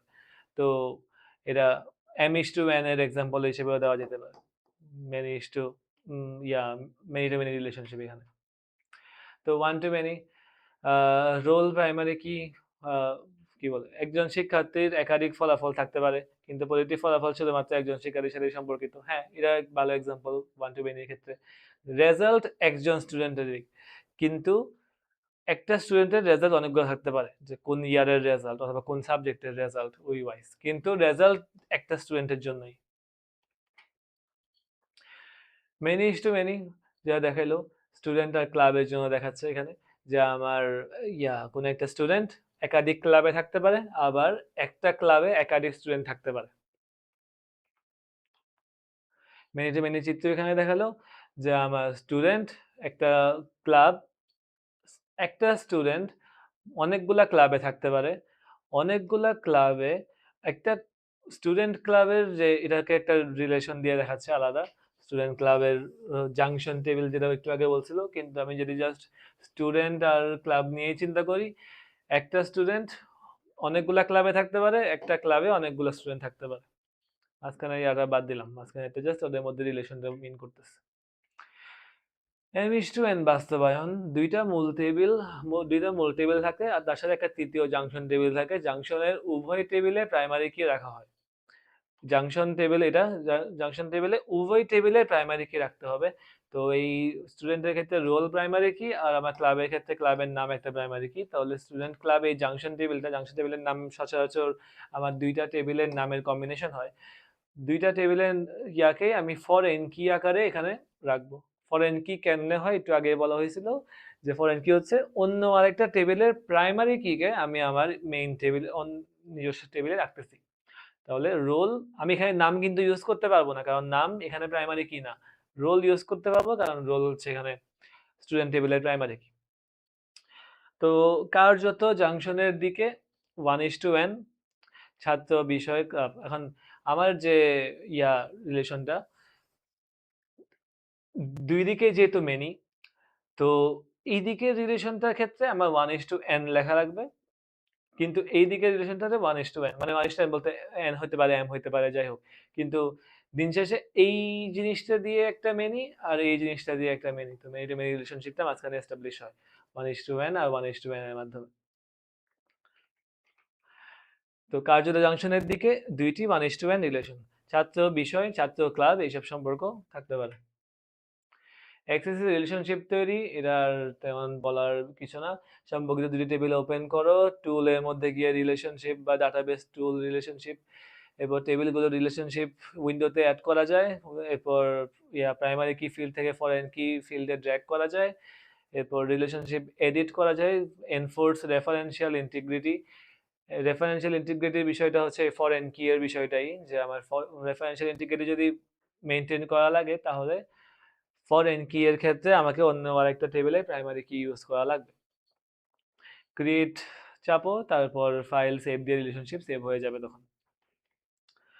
আর দুইটা টেবিলের মধ্যে জয়েন করা, তো জয়েনের বিষয়টা হচ্ছে আমার জয়েনের ক্ষেত্রে অনেক রকমের কেস আছে, এখানের মধ্যে সবচেয়ে সিম্পল দুইটা কেস যদি দেখাই।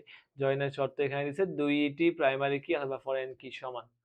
তার মানে জয়েনের জিনিসটা হচ্ছে আমার দুইটা টেবিলকে একটা টেবিলের এন্ট্রিগুলোর সাথে অন্য একটা টেবিলের সাথে সবগুলোর সাথে একটা সম্পর্ক স্থাপন করতেছে। কিন্তু যদি আমি ধরো যদি সবগুলা টেবিলের সাথে সম্পর্ক স্থাপন করি, একটা দুইটা তিনটা চারটা এখানের মধ্যেও আছে, তার মানে এখন যদি আমি কোনো কন্ডিশন না দিই তাহলে ওর সাথে অসম্পর্কিত অসম্পর্কিত অসম্পর্কিত অসম্পর্কিত, তারপর ওর সাথেও সিমিলারলি চারটা, তার মানে আমার চার চারে টোটাল 16টা চলে আসবে আমার যে ফাইনাল রেজাল্টটা। কিন্তু আমার তো সবগুলো তো লাগতেছে না, সেখান থেকে হইতে পারে কিছু স্পেসিফিক পরিমাণ, মানে কোনো একটা স্পেসিফিক কন্ডিশনের উপরই আমার দরকার হচ্ছে, সব লাগবে না। তো ওই কন্ডিশনটাই হচ্ছে আমার জয়নিং কন্ডিশন, ওই কন্ডিশনটা দিলে ওই কন্ডিশন ওয়াইজ আমার দুইটা টেবিল মার্জ হয়ে যাবে, মার্জ হয়ে ওই কন্ডিশন ফুলফিল করে যেসব যেসব রো গুলো ওইগুলোই আমাকে শো করবে। তো এখানে সেটা দেখানো হয়েছে যে সিলেক্ট নেম রেজাল্ট, এরপর হচ্ছে result roll subject marks from result student info.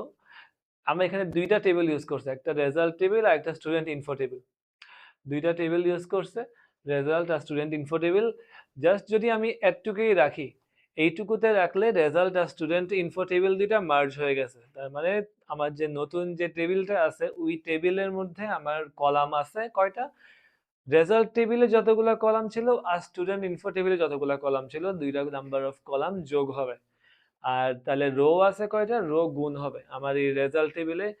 এরা যদি এখানে একটু এঁকে দেখাই, নর্মালি যদি আমি জাস্ট এভাবে কমা দিয়ে লিখি তাহলে আসলে কি হয়, ধরো আমার দুইটা টেবিল আছে, একটা টেবিলের মধ্যে কলাম আছে দুইটা, তো রো আছে মনে করো তিনটা, এটা হচ্ছে আমার এইটা হচ্ছে জাস্ট কিছু একটা লেখা আছে, তো রো তিনটা কলাম দুইটা। অন্য আরেকটা টেবিল আছে, এই টেবিলের মধ্যে আমার রো দুইটা কলাম তিনটা। এখন যদি আমি এই দুইটাকে কমা দিয়ে জয়েন করি, মানে জাস্ট কমা দিছি এই ফ্রম এর মধ্যে, তাহলে আমার ফ্রম এর মধ্যে এই জায়গায় এই ফুল জিনিসটা একটা সিঙ্গেল টেবিল দিয়ে রিপ্লেস হয়ে যায়। তো একটা সিঙ্গেল টেবিল দিয়ে যদি রিপ্লেস হয়, সিঙ্গেল টেবিলে তাদের দেখতে কিরকম হবে, এই দুইটা টেবিল মার্জ হবে। তো মার্জ হলে দেখতে কিরকম, এখানের মধ্যে আমার কলাম আছে দুইটা, এখানের মধ্যে আমার কলাম আছে তিনটা, আমার যে নতুন টেবিলটা ক্রিয়েট হবে, নতুন টেবিলটার মধ্যে আমার কলাম হবে তাহলে কয়টা, 1 2 3 4 5, টোটাল 5টা কলাম বলা নতুন একটা টেবিল ক্রিয়েট হবে, 1 2 3 4 5, পাঁচটা কলাম বলা নতুন একটা টেবিল ক্রিয়েট হলো। এখন এই টেবিলের মধ্যে রো থাকবে কয়টা, একটু আগে যেটা বললাম যে ওদের মধ্যে সম্পর্কটা হচ্ছে এরকম যে তার সাথে অসম্পর্কিত অসম্পর্কিত, তারপর আবার ওর সাথে অসম্পর্কিত অসম্পর্কিত, তার মানে প্রত্যেকটার সাথে প্রত্যেকটা সম্পর্কিত। তার মানে তাহলে এখানে কি হবে, একটার জন্য দুইটা, একটার জন্য দুইটা, একটার জন্য দুইটা, মানে 3, এখান থেকে পাচ্ছি আমি তিনটা, এখান থেকে পাচ্ছি আমি দুইটা, তার মানে 3 ইন্টু 2 কয়টা, 6টা। তার মানে আমার এই নতুন যে আটা পাবো, নতুন যে টেবিলটা, এখানের মধ্যে আমার 6টা রো থাকবে, 1 2 3 4 5 6, 6টা রো থাকবে। কিন্তু আমার কি আসলে দিন শেষে সব লাগবে, সব তো আর লাগবে না, কারণ এখানে যেহেতু জাস্ট নর্মালি দুইটা টেবিল মার্জ হয়ে যাচ্ছে, অনেক আননেসেসারি গার্বেজ জিনিসপাতি থাকতে পারে যেগুলো কোনো মেক সেন্স করে না। তো আমার তো লাগবে শুধুমাত্র যেগুলো কোনো একটা ২ টা টেবিলের মধ্যে কোনো একটা স্পেসিফিক কন্ডিশন ফুলফিল করতেছে, অথবা ২ টা টেবিলের মধ্যে ধরো ২ টা টেবিলেই প্রাইমারি কি আর ফরেন কি এর থ্রু রোল নাম্বার ছিল। রোল নাম্বার এই টেবিলেও ছিল, ওই টেবিলেও ছিল। তাহলে ২ টারই রোল নাম্বার যদি সেম হয়, তাহলে ওদের এন্ট্রিগুলো আমি নিতে পারি। যে আমার এই টেবিলের মধ্যে আমার ছিল রোল আর নেম, আর এই টেবিলের মধ্যে আমার ছিল রোল আর টিচার। তাহলে আমি যদি টিচার চাই, তাহলে আমার এই ২ টা টেবিলের মধ্যে রিলেশনের ক্ষেত্রে রোল নাম্বার সেম হওয়া লাগবে। রোল নাম্বার সেম হলে আমি ওই টিচার বা স্পেসিফিক টিচারটাকে পাবো। তো এটার এক্সাম্পল এখানে দিছে। ওয়্যার আমার এই রেজাল্ট টেবিলের রেজাল্টের সাথে ডট অপারেশন দিয়ে আমি একটা স্পেসিফিক ওই টেবিলের একটা স্পেসিফিক অ্যাট্রিবিউটকে সিলেক্ট করতে পারতেছি। তো result dot roll, roll student info টেবিলের রোলের সমান হবে। আমার ২ টা টেবিলের মধ্যেই রোল আছে, যেহেতু স্টুডেন্ট ইনফোর ক্ষেত্রে রোল হচ্ছে একটা প্রাইমারি কি, আর আমার এই ইয়া রেজাল্টের ক্ষেত্রে রোল হচ্ছে একটা ফরেন কি। তো এই ক্ষেত্রে দুই ক্ষেত্রেই আমার যে রোল দেওয়া, রোল ২ টা যদি সেম হয়, তাহলেই আমি সিলেক্ট করতে আমি মানে ওইসব এন্ট্রিগুলো আমি টেবিলের মধ্যে শো করব। কারণ কি? কারণ তা যদি না করি, আমার যে ফাইনাল রেজাল্টটা আসবে ওখানের মধ্যে নাম আর রোল ঠিক আছে, কিন্তু রেজাল্ট দেখাবে আরেকজন। কারণ আমার কোনো কন্ডিশন এখানে ম্যাচ করা হয়নি। কিন্তু এখন এই কন্ডিশনটা দেওয়ার কারণে শুধুমাত্র রোল যাদের সেম আছে, মানে যে রোলের জন্য যে রেজাল্ট, ওই রেজাল্টটাই আমাকে শো করবে। একজন রোলের জন্য অন্যজনের রেজাল্ট আমাকে আর শো করবে না। তো নির্দিষ্ট রোল এখানের মধ্যে ওইটাই বলা হয়েছে। আর এখানে যেহেতু রোল ২ জায়গা থেকেই আসছে, যেকোনো এক জায়গা থেকে রোল নিলেই হয়েছে। তো এখানে জাস্ট রেজাল্ট টেবিল থেকে রোলটা নিছে। নির্দিষ্ট রোল, তো select name result roll subject marks from এত ওয়্যার রেজাল্ট রোল ইকুয়াল 1 এবং result roll equal student info roll. Result রোলের মান 1 হওয়া লাগবে প্রথমত, এবং ওই ২ টা টেবিলের মধ্যে যে রো কলাম ২ টা সেম হওয়া লাগবে। তো যদি কলাম ২ টার ভ্যালু সেম হয় এবং ভ্যালু 1 হয়, তাহলে ওই স্পেসিফিক ব্যক্তির রেজাল্টটা আমি শো করতেছি। এটাই জয়েনিং। জয়েনিং এর আরো অনেক কেস আছে, কিন্তু ওগুলা আর এখানে দেখা হবে না। এখানে জাস্ট ইমপ্লিসিট জয়েনিং আমরা দেখতেছি, যে আমরা জাস্ট ওয়্যারের মধ্যে টেবিলগুলোর নাম যদি আমি কমা দিয়ে লিখি, তাহলেই তারা অটোমেটিক তাদের মধ্যে সব অল পসিবল সব রকম কম্বিনেশন গুলো হয়ে নতুন একটা বড় টেবিল আসে। এখন এই বড় টেবিল থেকে আমি স্পেসিফিক কোনো কন্ডিশন যদি অ্যাপ্লাই করতে চাই, তাহলে আমার যে রেলেভেন্ট যে টেবিলগুলো আছে তাদের মধ্যে আমি ডট অপারেশনের মাধ্যমে specific column, specific attribute select করতে পারবো। তারপর তাদের মধ্যে যে কোনো রকমের কন্ডিশনের মাধ্যমে আমি নতুন একটা টেবিল পাবো। ওই টেবিলের মধ্যে আমরা যা ইচ্ছা অপারেশন সিলেক্ট করি রান করতে পারবো। 1:n এর একটা উদাহরণ, টেবিল এ, টেবিল এ হচ্ছে গাইড টিচার নেম বিভাগ, টেবিল বি হচ্ছে ছাত্র রোল নাম গাইড টিচারের নাম। তো এই ২ জায়গাতেই নাম আছে, কিন্তু আবার মানে গাইড টিচার হচ্ছে আমার কি বলে একটা টিচার, টিচারের নাম আছে। তারপর আমার নতুন একটা টেবিল আছে ছাত্র, ছাত্রের মধ্যে ছাত্রের রোল আছে, ছাত্রের নাম আছে, আর গাইড টিচারের নাম আছে। তার মানে কি, এখানে নাম হচ্ছে একটা প্রাইমারি কি, আমার গাইড টিচারের ক্ষেত্রে নাম একটা প্রাইমারি কি। এখন এই প্রাইমারি কি এই টেবিল বি তে আসতেছে গাইড টিচারের নাম নাম দিয়ে, তার মানে এখানে এটা হচ্ছে একটা প্রাইমারি কি, আর এখানের মধ্যে এটা হচ্ছে একটা ফরেন কি, ফরেন কি। এখন মিস্টার মতিয়ার, আলভি শুভদেব জিসান, একজন স্টুডেন্ট, একজন শিক্ষক একাধিক ছাত্রকে পড়াতে পারে, ওয়ান টু মেনি রিলেশনশিপ। এই টেবিলের মধ্যে টিচারের নাম, মানে একটা স্পেসিফিক নামের টিচার একজনই থাকবে, কিন্তু স্টুডেন্ট টেবিলের মধ্যে গাইড টিচারের নাম এটা তো মাল্টিপল টাইমস আসতে পারে, কারণ একাধিক স্টুডেন্ট একজন টিচারের কাছে পড়তেই পারে। ওটারই একটা এক্সাম্পল দেওয়া হলো। বাইনারি ভার্সেস ট্রাইনারি, ২ টা এন্টিটি ছাত্র এবং শিক্ষক, ৩ টা এন্টিটি বিক্রেতা পণ্য এবং ওয়্যারহাউস। তো কার্ডিনালিটি বলতে রিলেশনশিপটাই একটু আগে যেটা বললাম, 1 to 1 হতে পারে, 1 to n, m is to n মানে মেনি টু মেনি। তো এই তো স্টুডেন্ট ইনফো প্লাস রেজাল্ট তৈরি, ওটার ক্ষেত্রে একটা এক্সাম্পল দিল, যে একটা ক্রিয়েট টেবল স্টুডেন্ট যেখানের মধ্যে আমার জাস্ট রোল আছে আর নেম আছে, আর আমার ক্রিয়েট টেবল রেজাল্ট যেখানের মধ্যে আমার রোল আছে, সাবজেক্ট আছে আর মার্কস আছে। তো রোল একটা ইন্টিজার, রোল হচ্ছে এখানের মধ্যে যদি রোল প্রাইমারি কি হয় তাহলে এখানের মধ্যে রোল হচ্ছে একটা ফরেন কি। তারপর এখানের মধ্যে সাবজেক্ট আছে আর মার্কস রিয়াল, রিয়াল কারণ ডেসিমাল হইতে পারে। তো আমি ইনসার্ট করব স্টুডেন্ট ইনফোতে ভ্যালু 1, আমার স্টুডেন্টের একটা ইনফরমেশন দিলাম, তার সাথে তার রেজাল্ট দিলাম যে বাংলাতে এত, ইংলিশে এত পাইছে, জাস্ট ভ্যালু ইনসার্ট করলাম। ওকে, তারপর আমি এখানের মধ্যে যেসব জয়েনিং অপারেশন, মানে এখানের মধ্যে এই একটা ছাত্র একাধিক রেজাল্ট রাখতে পারে, কিন্তু একটা রেজাল্ট তো একটা ছাত্রের মধ্যেই বিলং করে, কারণ আমি এই রোল নাম্বার দিয়ে সেট করে দিছি একটা রেজাল্ট একটা ছাত্রের মধ্যে বিলং করতেছে। এরপর আমি ওদের মধ্যে জয়েনিং করে রেজাল্ট শো করতে পারবো। জয়েনিং মাধ্যমে রেজাল্ট কেমনে শো করে একটু আগে এখানে দেখানো হয়েছিলই, এরা নিজেরা প্র্যাকটিস করে নিয়ে তাহলে বুঝতে পারবা। আচ্ছা, তো এখন সিকিউরিটির বিষয়টা একটু আগে আমরা একবারে শুরুর দিকে যে বলতেছিলাম, তো কর্পোরেট ডাটাবেসে প্রতিষ্ঠান পর্যায়ে অনেক বড় বড় যে ডাটাবেস গুলো, যত আমরা এন্টারপ্রাইজ লেভেলের কোনো বিজনেসের জন্য হইতে পারে, বাণিজ্যিক ভিত্তিতে তৈরি এবং পরিচালিত একাধিক বিভাগের তথ্য কেন্দ্রীয়ভাবে রাখা হয়।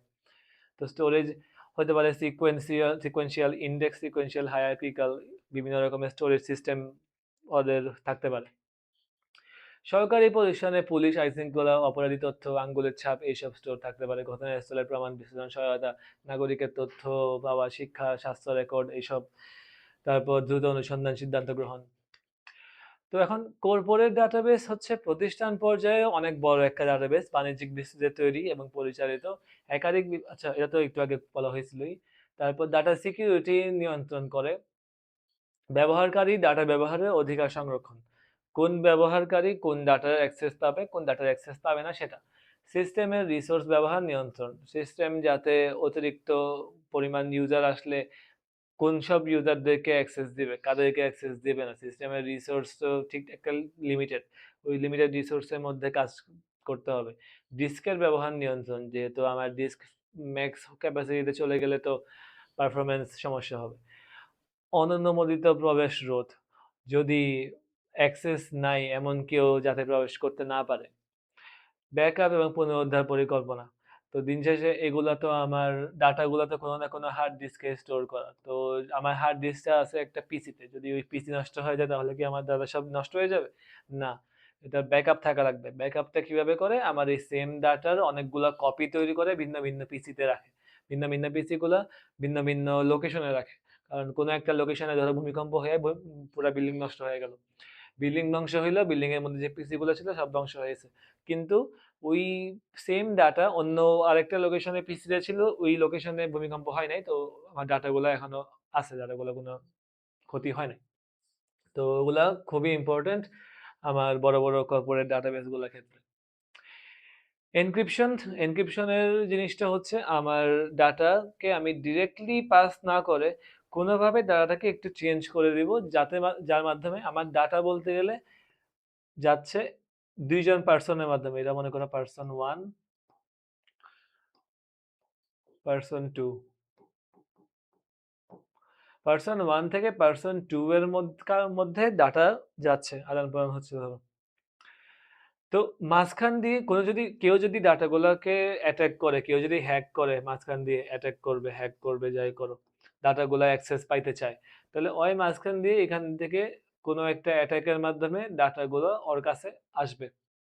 তো যাতে ডাটা যদি ওই পায়ও, যাতে করে ওই ডাটা দিয়ে তেমন লাভজনক কিছু না করতে পারে, তো এই জন্য ডাটাকে এনক্রিপ্ট করা হয়। এনক্রিপ্ট মানে ডাটার ধরন চেঞ্জ করে দেওয়া হয়। ডাটা এখন দেখতে আর আগের মতো নাই, এখন দেখতে উল্টাপাল্টা একটা ডাটা, যেটা হ্যাকারের কাছে মনে হবে উল্টাপাল্টা কিছু একটা লেখছে, কিন্তু এটা অ্যাকচুয়ালি মিনিংফুল।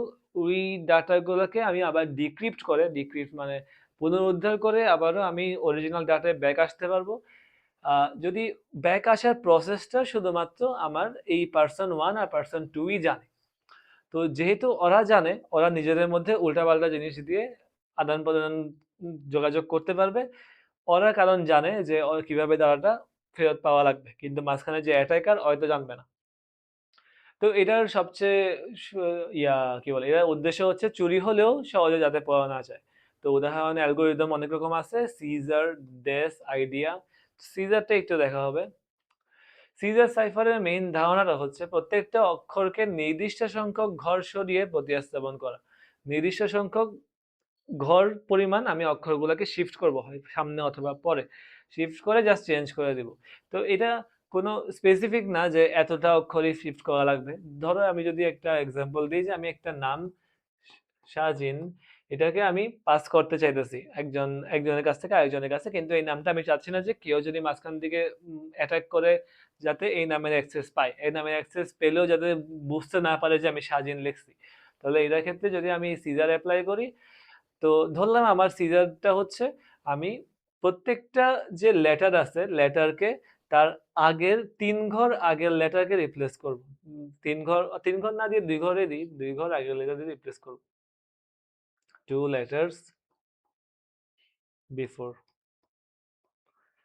তো প্রত্যেকটা লেটারকে যদি আমি 2 ঘর আগে দিয়ে রিপ্লেস করি, আর তাহলে ওই ক্ষেত্রে এর কি হবে, এ তাহলে রাউন্ড, যেহেতু এটা যখন জেড আসবে, জেড এর পরে আবার এ, তার মানে এর আগে হচ্ছে জেড, এরকম আর কি। তাহলে আমার এস, তো এক্ষেত্রে আমার এস রিপ্লেস হবে কিউ দিয়ে, তারপর এ রিপ্লেস হইলো আমার ওয়াই দিয়ে, এরপর জে রিপ্লেস হইলো এইচ দিয়ে, এরপর I, A B C D E F G H I, তো জি দিয়ে, আর এন, তো কে দিয়ে রিপ্লেস হইলো, হ্যাঁ কে এল এম, আচ্ছা এল দিয়ে রিপ্লেস হইব, যাই হোক। তো অ্যাটাকার যদি অ্যাক্সেস পায়ও কোনোভাবে, ও পাবে এটা কিউ ওয়াই এইচ জি এল, এটা দিয়ে তো হয়তো আর জানে না যে কত ঘর সামনে কত ঘর পিছনে যাওয়া লাগবে যাতে করে ওই অ্যাকচুয়াল ডাটা পায়। অ্যাকচুয়াল ডাটা হচ্ছে স্বাধীন, কিন্তু অ্যাটাকার পাইলেও এটা, এটা দিয়ে তো ওর স্বাধীনের কাছে ব্যাক আসতে পারবে, ঠিক আছে, হ্যাঁ 3 ঘর সামনে আগালে পাইলো, কিন্তু 3 ঘরে যে সামনে আগাইতে হবে এটাও জানে কেমনে, 3 ঘর পিছনে তো হইতে পারে, 5 ঘর সামনেও তো হইতে পারে। এটা শুধুমাত্র জানে যাদের মধ্যে ডাটা আদান প্রদান হচ্ছে তারা, তো তারাই এই ডাটাটাকে আবারও স্বাধীনে ব্যাক আনতে পারবে 3 ঘর সামনে আগায় নিয়ে। কিন্তু অ্যাটাকাররা মাঝখান দিয়ে যারা ডাটা অ্যাক্সেস করা ট্রাই করতেছে তারা সেটা পারবে না। তো এখানের মধ্যে বলা হইলো সিজার উদাহরণ, প্রতিটি অক্ষর পূর্ববর্তী অক্ষর দিয়ে বদল, একটা এক্সাম্পল হতে পারে। সিজার উদাহরণ শিফট অনুসারে আহ, যে কোনো শিফট হতে পারে। সাইফার টেক্সট সিমেট্রিক কি, একই কি দিয়ে এনক্রিপ্ট এবং ডিক্রিপ্ট যদি করি তাহলে এটা সিমেট্রিক। অ্যাসিমেট্রিক হচ্ছে আলাদা আলাদা পাবলিক প্রাইভেট কি যদি ইউজ করা হয়, ওগুলোর ডিটেলস আর জানা লাগবে না, এগুলা পরে গিয়ে ভার্সিটি উঠলে জানতে পারবা। এখন অনুশীলনী একটা কাজ, যে নিজেদের নামের একটি সিজার এনক্রিপ্ট কোড তৈরি করা। প্রতিটি বর্ণ তার পূর্ববর্তী বর্ণ দিয়ে প্রতি আসছে, বা পূর্ববর্তী বর্ণ না ধরে ধরো 5 বর্ণ আগের বর্ণ দিয়ে রিপ্লেস করলাম। এবার প্লেন টেক্সট ও সাইপার টেক্সট দুইটাই খাতায় লিখিও তারপর। তো এখন কিছু প্র্যাকটিস আর এমসিকিউ প্রবলেম যদি দেখি। ডাটাবেস কি, ডাটাবেস এখানে তাহলে পরস্পর সম্পর্কযুক্ত তথ্যের সংগ্রহ, এটা কোনো এক্সেল শিট না, ছবি ফোল্ডার, অপারেটিং সিস্টেম এইসব না। তারপর এসকিউএল এর পুনরূপ কি, এসকিউএল এর পুনরূপ হচ্ছে structured query language, sequential query language না, Q language, system quality logic, system question this এসব না। তারপর হচ্ছে নাল সম্বন্ধে সঠিক কোনটি, নাল মানেই জিরো না, নাল মানেই খালি স্ট্রিং না, নাল শুধু সংখ্যায় লাগে তাও না, নাল হচ্ছে অজানা বা প্রযোজ্য নয়। তারপর প্রাইমারি কি এর বৈশিষ্ট্য কোনটি, প্রাইমারি কি এর বৈশিষ্ট্য হচ্ছে ডুপ্লিকেট হইতে পারে, প্রতিটি রেকর্ড অন্য চিহ্নিত করে, শুধু টেক্সট টাইপ হইতে পারে, কখনোই ইনডেক্সড হয় না। তো এখানে ক্ষেত্রে প্রত্যেক রেকর্ডকে অন্যভাবে চিহ্নিত করে। তারপর এমইস টু এন রিলেশন বাস্তবায়নে কি লাগে, শুধু একটা টেবিল, জাংশন টেবিল, শুধু ফর্ম, শুধু রিপোর্ট। এমইস টু এন এর ক্ষেত্রে জাংশন টেবিল লাগে, আমরা একটু আগে দেখছিলাম। টেক্সট শর্তে সঠিক এসকিউএল কোনটি, where section equal morning, where section equal single quote morning, where section equal morning, where section colon equal morning। এটা হচ্ছে একটা ইকুয়াল আর একটা সিঙ্গেল কোটে থাকবে, তো ডাবল কোট থাকতে পারে, ডাবল ইকুয়াল থাকতে পারে, এগুলো কিন্তু হবে না।